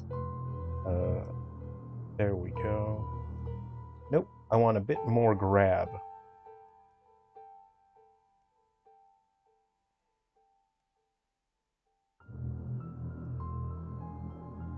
There we go. It just needs to be a little bit more kissable. You know what I mean?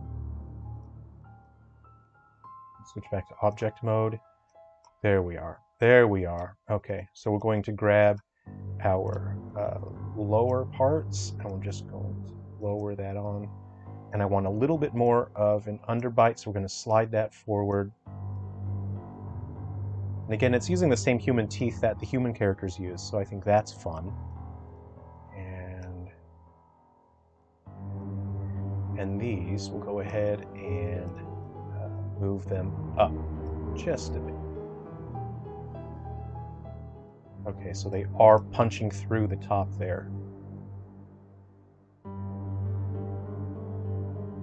Just slide it back then. And there's a potential when it's animated that can punch through, so I'm just going to grab a vertex and I'll just bring it forward. So that's going to prevent any animation issues and any polygonal clipping. Let's have a look at our beautiful boy. Survey says, beautiful. Ding, ding, ding. What a good boy. What a good boy you are.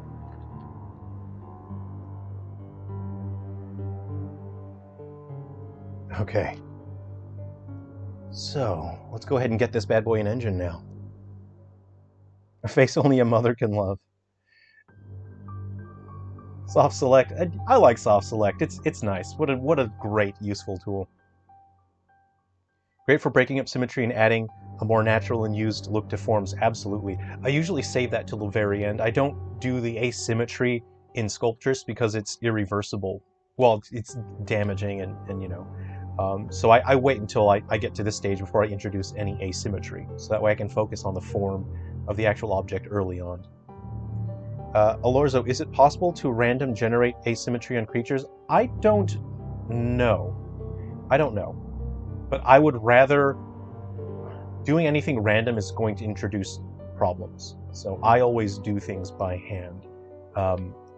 For when it counts, visually, when it's important. I'll just go ahead and, you know, delete all history. Okay. And we'll just name this guy... This is a little nickname. I never put real official names on them, especially in game. Jawbottom.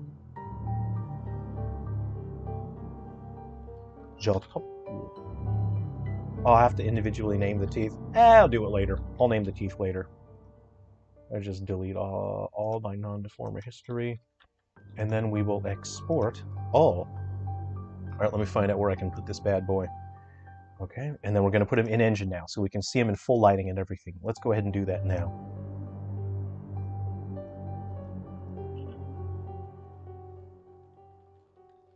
He's not rigged, so I can't animate him or anything, but I just want to see what he'll look like in engine.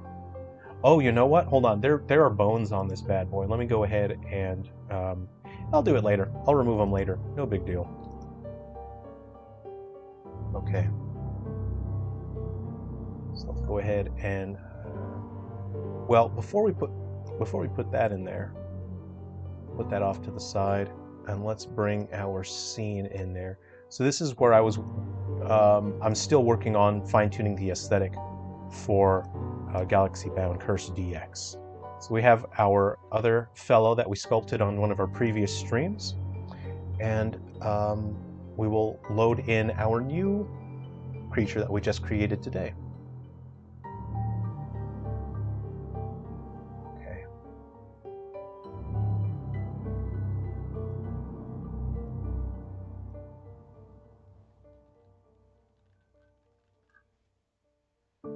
Alright, let's find our FBX file. Is it here? Okay. Skullcrawl.fbx. Yes. Drop him in there, and then we'll also create some, just a quick, some quick data for his normal maps. So I'll use shader map 4, which is pretty good. Anyone can use shader map. Very easy to use. Fairly inconvenient. Super easy to use. Okay. How's that coffee? You look like you're enjoying it. It's relaxing. This is a nice, relaxing coffee. This guy's got dry mouth. This guy's got super dry mouth.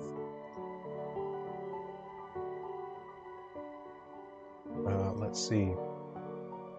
You can use shader map 4 for free. I purchased some license for it, and then I lost my login information after I had to reformat my computer, so I don't know how to get it back.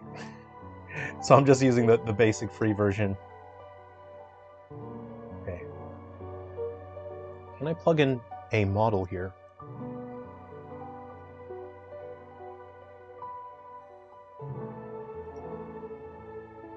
A 3D model.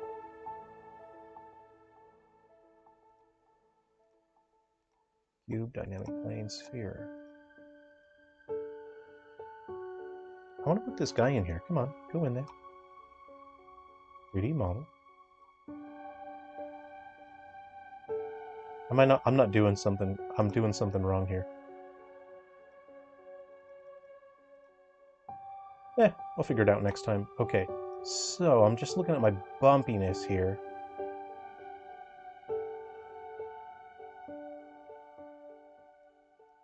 What I'm doing is I'm going to generate some normal maps. Or a normal map. There we go. If I sharpen it, how does it look? I don't know if I want the sharp look for this guy. We'll spit it out and we'll see what happens.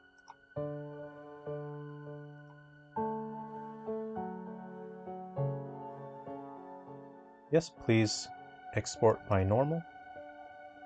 Okay, let's have a look at this here. Let's see. We want them real squishy, slimy looking, don't we? I'm sort of looking at it. I don't think I want that sharp look to it. I think I'm gonna undo the sharpness on that. Okay. Get some contrast on that. Yeah, see, that's what I'm looking at here. I'm gonna kick the contrast up a little bit. Shadows down. Highlight. Yes.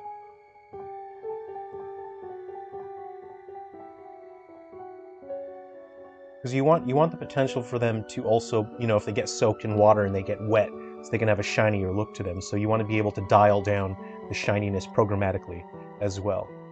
Okay, so let's go ahead and spit this out. And actually, oh, hold on, I think I want to invert. Can we invert the input? No. I'll manually invert it. There should be a thing here. Oh, invert mask. There, have I done it? That doesn't seem correct. That doesn't seem correct at all.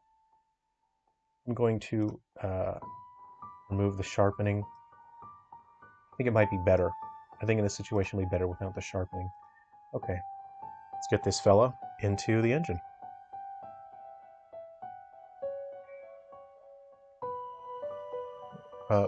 Row the salmon. See, this guy is why streamers have hydration bot to remind them to drink water. Really? Is that's something that exists? I've not heard of that. That's interesting. You learned Torque 2D game engine and the 3D engine. The 2D engine works well, and I'd recommend least. Last time I worked on it 15 years ago. 3D is jank. It breaks constantly and sometimes corrupts. Yikes! Kind of sounds like Unity. But they use Torque for heaps of games, right? Like Tony Hawk's Pro Skater and all that. Isn't that what they use to use Torque for that, right? Also, there are programs that you can bake into 3D model programs, but it's better to do by hand. It's a control thing. It's about expression, you know. It's what you want to express, and having fine-tuned control, making sure that whatever you create isn't broken by some random program. All right. So here's our friend. Okay. What a lovely friend. And I'm not seeing where my maps went. Let me try and find them. I think they've gone somewhere else here. Yes, let me go ahead and copy and paste those in here. So hi everyone, this is my friend. Let's see, in my so my import settings for my normal calculation, let me go ahead and just put that on auto calculate.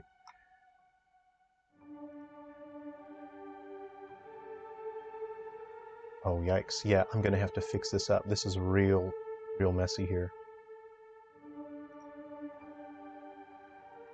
Okay, normals. Calculate the normals. Just get them smooth for now.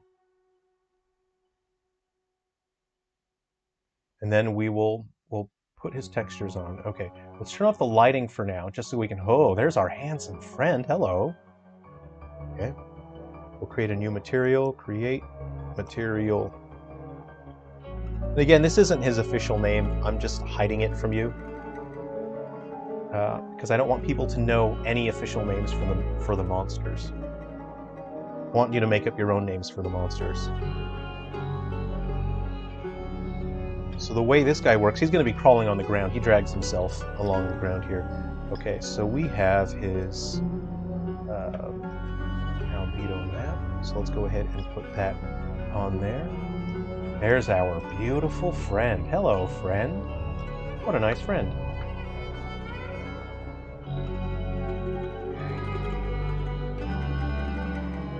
I think we have to get some teeth in there. Mouth teeth? Let me just borrow someone's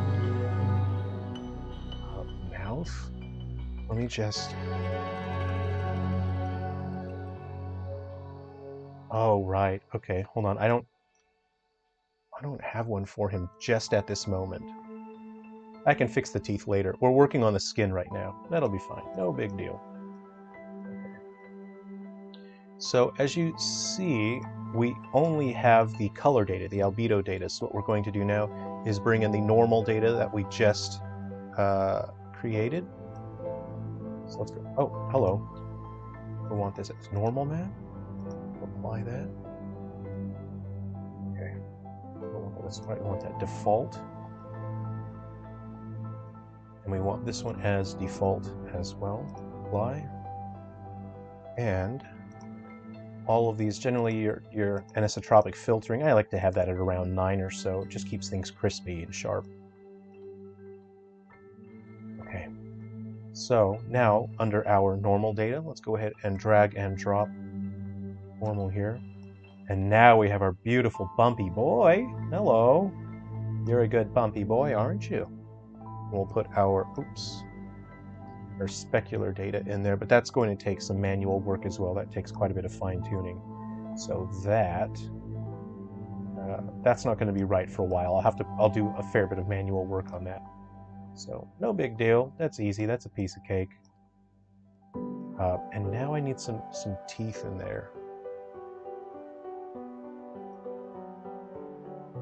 That's a mess. What a mess.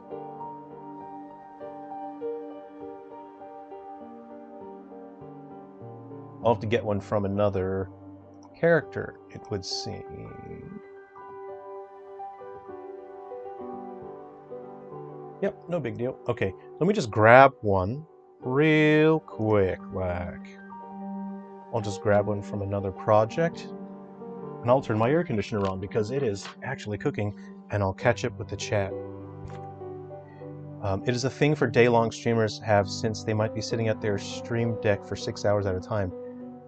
That's a good idea to have something remind them to hydrate. Shoot, yeah. Okay. Now then, let's go ahead and get our teeth in there. Let me just borrow some textures. Let's see, we got character models. Well, since we use Honard's teeth, let's go ahead and get Honard's skin as well, which sounds kind of gross. Let me see here. Where have I put that?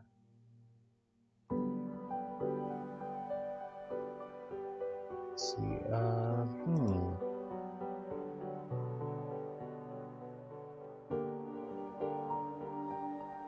You know what? Let's just grab this. Is just a test anyway. It doesn't even matter. It's just a test. Just need the colors in there. Paste that. Okay, so we're good. All right, so we've got something in there. We'll just create a material for the teeth. Create material, teeth.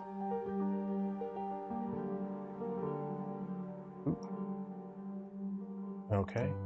So again, the teeth are I left them separated because programmatically I could have it to where randomly they could show up randomly based on when they get spawned.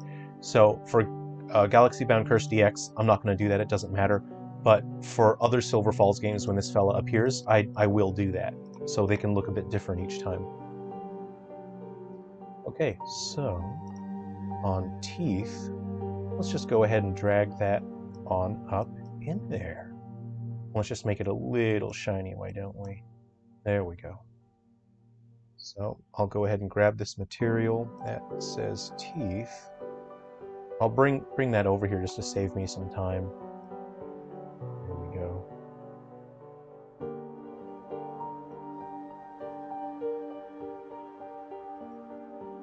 That's it.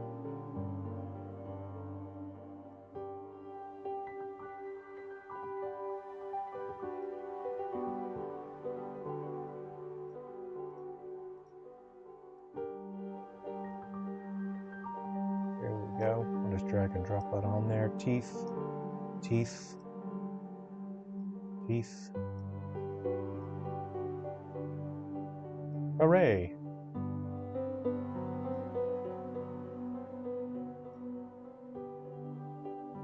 And of course, programmatically, I could even add more teeth in there if I wanted to. All right, let's see what he looks like with lighting. So go ahead and just save that since we're working on it.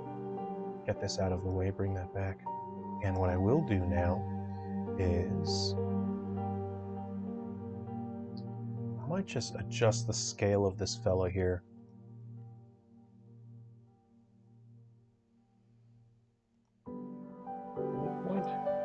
just so we can have a look in full lighting. And he's meant to be on the ground, so I'm actually going to scale him up a fair bit.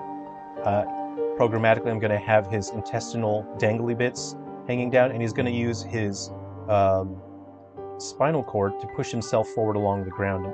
Oh, wow, yep. That's a Silver Falls monster, all right. That's one of them. That's one. So I'll have to create a rig for him. So now I'm going to turn on... Let's pretend this is 3 Down Stars Lego edition. And it's got that over-the-shoulder camera. There we go. So it's got over-the-shoulder. You're shooting at the monsters. Let me turn on some of the fog effects now. Let me see what we got here. Hey, how is that?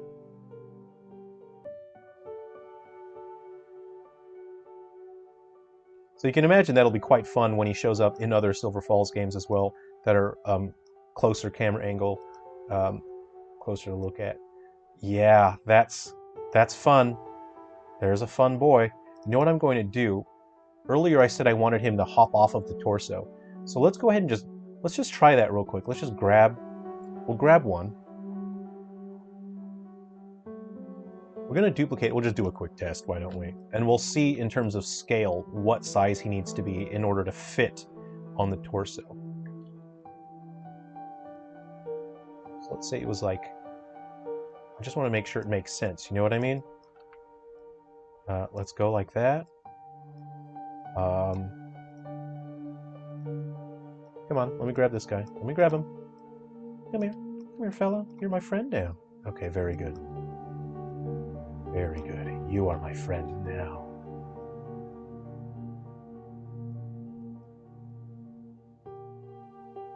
Okay, so that's the scale of him. Let's grab our friend.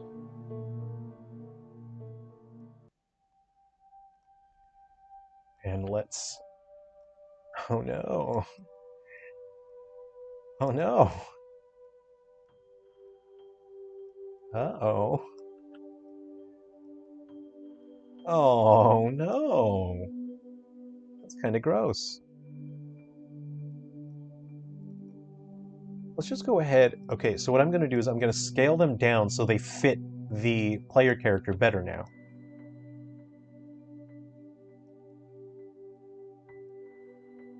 And of course I'm going to adjust the proportions on the enemies and so they match the aesthetic of the Galaxy Bound Curse better. Okay, let's go ahead and move it into the light. Oh, see, I don't... That's upsetting, isn't it? Okay. Now, I think just in terms of visual expression, I want it to be bigger.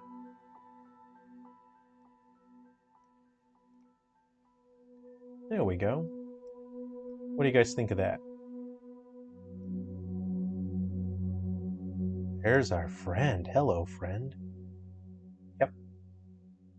We've done it, everyone. We've done it. Ah, let me enjoy my coffee. I think we did it.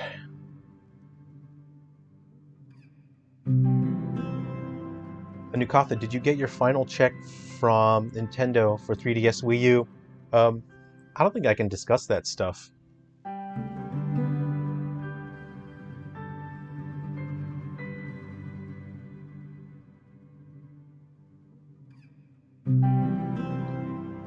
Last Gen Gamers, I can't confirm the OG Tony Hawk used it, but I know Tribes used it. Either way, try both. It doesn't hurt to make yourself better. My experience wasn't great. Hope yours is yours fare better, homie.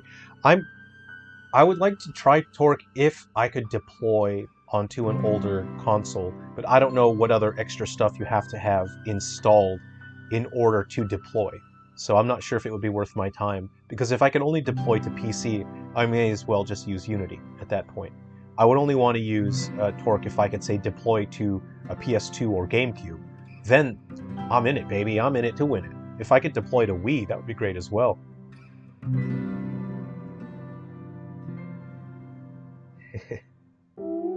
That looks great with the overhead camera, thanks. Dicko mode, hey. How's it going? Thanks for coming to the stream. So those are our friendly boys. That's fun. And I'll show you. I think I'll wrap up the stream. I'll wrap it up pretty soon. So what I do need to work on next is the face system that controls eyes and mouths. So if you have a look here, I don't actually have it. I haven't programmed it yet, so they don't have a face. But I'm going to have it programmatic, to where I have base models for the eyeballs and the eyelids, and then it animates in engine based on that. So you know, it'd be a pretty simple matter of just creating ellipsoids and transforming them mid-gameplay, as it were. And obviously this model is not finished yet. I need to add more details such as the belt, tie, badge, suspenders. So that's just that's work in progress. That's not finished yet. But again, that's when I get to it. You know, no big deal. But again, the camera, as you can see, the camera stays pretty far back. You never get super close to the characters during gameplay, so it's fine with this particular art style because I want it to feel like an HD Game Boy at that point. So again, the enemies will be simplified, they'll be rounder, smoother. The enemies will be a bit more adorable so they can match the art style of the characters. Yeah, so I think that's all we will work on today, but I hope you guys enjoyed that. I hope you had fun hanging out. Yeah, the stream hasn't even been going 3 hours, and we've just created a full monster here. So, there we go. We did it, everyone. Yep. And when the stream ends, I'll create the rig for the character and put some bones in that lovely boy, and we will get him rigged up and animated. And of course, it'll look totally different once I have his tendrils attached. Right now, he just looks like a skull with a spinal cord. Once I have the intestinal tendrils attached, then he'll look like what he's supposed to look like with the pixel art. You know. So yeah, I think we've done good, everyone. Thanks for hanging out. I really appreciate it. Let's just hang out and chat a little bit. We can hang out and chat before I wrap up the stream.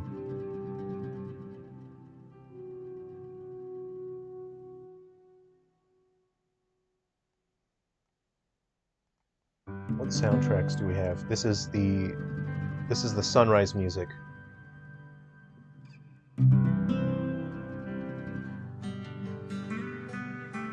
Morgan Norris, hey, good to see you. Will this guy eventually have flared out tentacle legs like the pixel art, or is he a straight spine man? Morgan, yes. So programmatically, I'll be adding intestinal bits, and they'll be coming out of the spinal cord and out of the base as well. So he'll look like the pixel art. He'll have stuff, and it'll be physics animated in engine.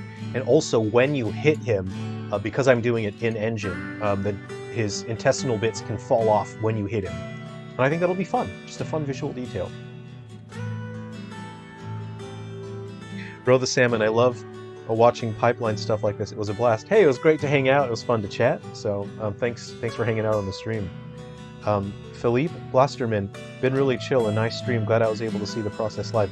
Thanks for hanging out. I'm glad you were here, and I hope that was fun for you. I've got more stuff to work on, so we'll stream again in a couple days, probably next week. We can all just chill and relax. I was going to eat some snacks while I was here, but I don't want to ruin my paisley tie, so I'm not gonna eat any snacks today. Grizdimation, great stream with creepy cool stuff. Yeah, I hope you enjoyed that. It's fun with Galaxy Bound Curse because I get to push the creepiness factor because you can imply the creepiness while the actual visuals are adorable. And that's why I really, really enjoy working with aesthetics that match an older time period when it comes to games. I really enjoyed Undertakers. I pushed really far in that. And with Galaxy Bound Curse, it was the implications really that I think made it interesting.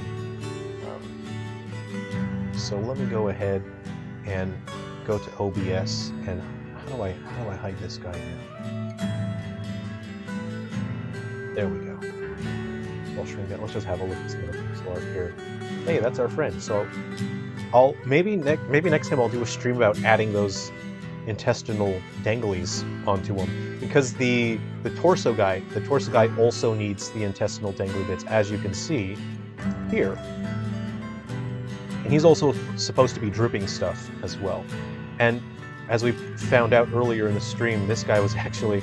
I made this guy, and I think I had to cut him from Galaxy Bound Curse on the actual Game Boy. I think I had to cut him at the last minute. He was supposed to spit out projectiles at you, and I think I just ran out of space because I had to program the logic for shooting those projectiles out, and I ran out of space because I was making it for the Game Boy. So, unfortunately, I had to cut him. But look at how adorable the snake friend is. Look at him. Oh man, I kind of love the snake. He's really adorable. I didn't mean to make him so adorable, it just turned out that way. So yeah, I think these were really meant to be the two signature unique creatures to Galaxy Bound Curse. I think the other creatures are... I think there's an adorable wolf. They were supposed to have multiple directions, the enemies, but again, that took up too much memory, so the enemies no longer have directions they can face in Galaxy Bound Curse. But in Galaxy Bound Curse DX, that won't be an issue. We also have... Oh, this is an enemy from Galaxy Bound Curse, a fun little fella. And also this guy, who is actually the enemy that we see in Episode Prelude. So he's the signature guy from Episode Prelude. The guy with the skull, he's got 3 legs. There's a bear that appears, that's an enemy in Galaxy Bound Curse. So yeah, I'll be bringing these guys back in. So in DX, these enemies will make an appearance in DX.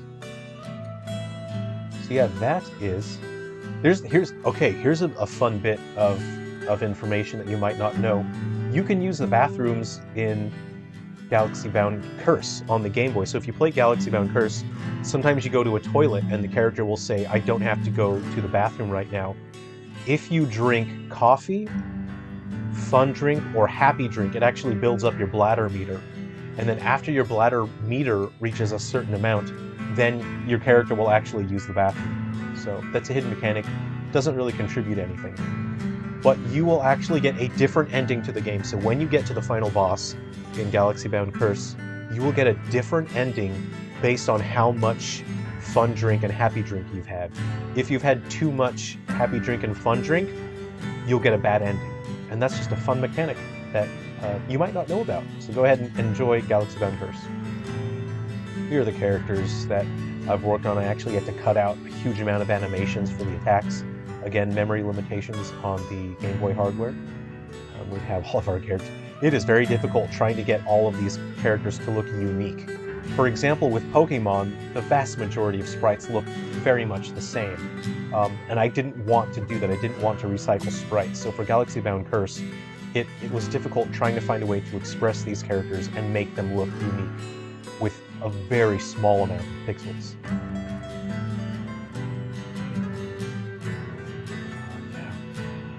You know, here's where I was tiling the trees. I make an individual tree, put them in the corners, and that allowed me to tile them with my tiled. I used tile to put all the tiles together and create the maps for the game. We have a fun guy. Okay, someone's going to have to remind me because I actually don't know now. This enemy is from Silver Falls Undertakers, but I don't remember if he actually appears in Galaxy Bound Curse or if I cut him. If anyone in the chat knows, you can chime off in the chat. I don't actually remember. Philippe, have to maintain the dapper look. Snacks can wait. Snacks can wait. I don't want to ruin my time. Last Gen Games, the wiki says it was portable to Wii and 360 with the addition to PCs. So if anything, you could make a game on your webpage if it's just small. I'd have to look into that because again, I don't know what other sort of components you'd have to have installed in order to export to Wii. I would love to make a Wii game. You know it. I just spent a significant portion of my life creating some final Wii U games. You know that I would make some Wii games. I'm all about that. Bro the Salmon, good to see you. Take care. New Kotha, can this creepy boy sneak into the background? of a White Inside Its Umbra Frontier level. Potentially, because I'm still working on updates for White Inside Its Umbra. And there are enemies that can show up in Frontier Hunters if you've used the code linker to connect multiple games together. So I could add these in to White Inside Its Umbra in a future update, absolutely. A last gen, on a final note, it was good catching the end of the stream and seeing you model. Keep up the good work. Hey, I appreciate that. Thanks for hanging out. It's been fun chatting and hearing from you. Green Knight. There's an RPG that requires characters to use the bathroom. Older characters need to go more often. Yeah, that's pretty funny. That's hilarious. And it makes sense. So yeah, that's our sprite work.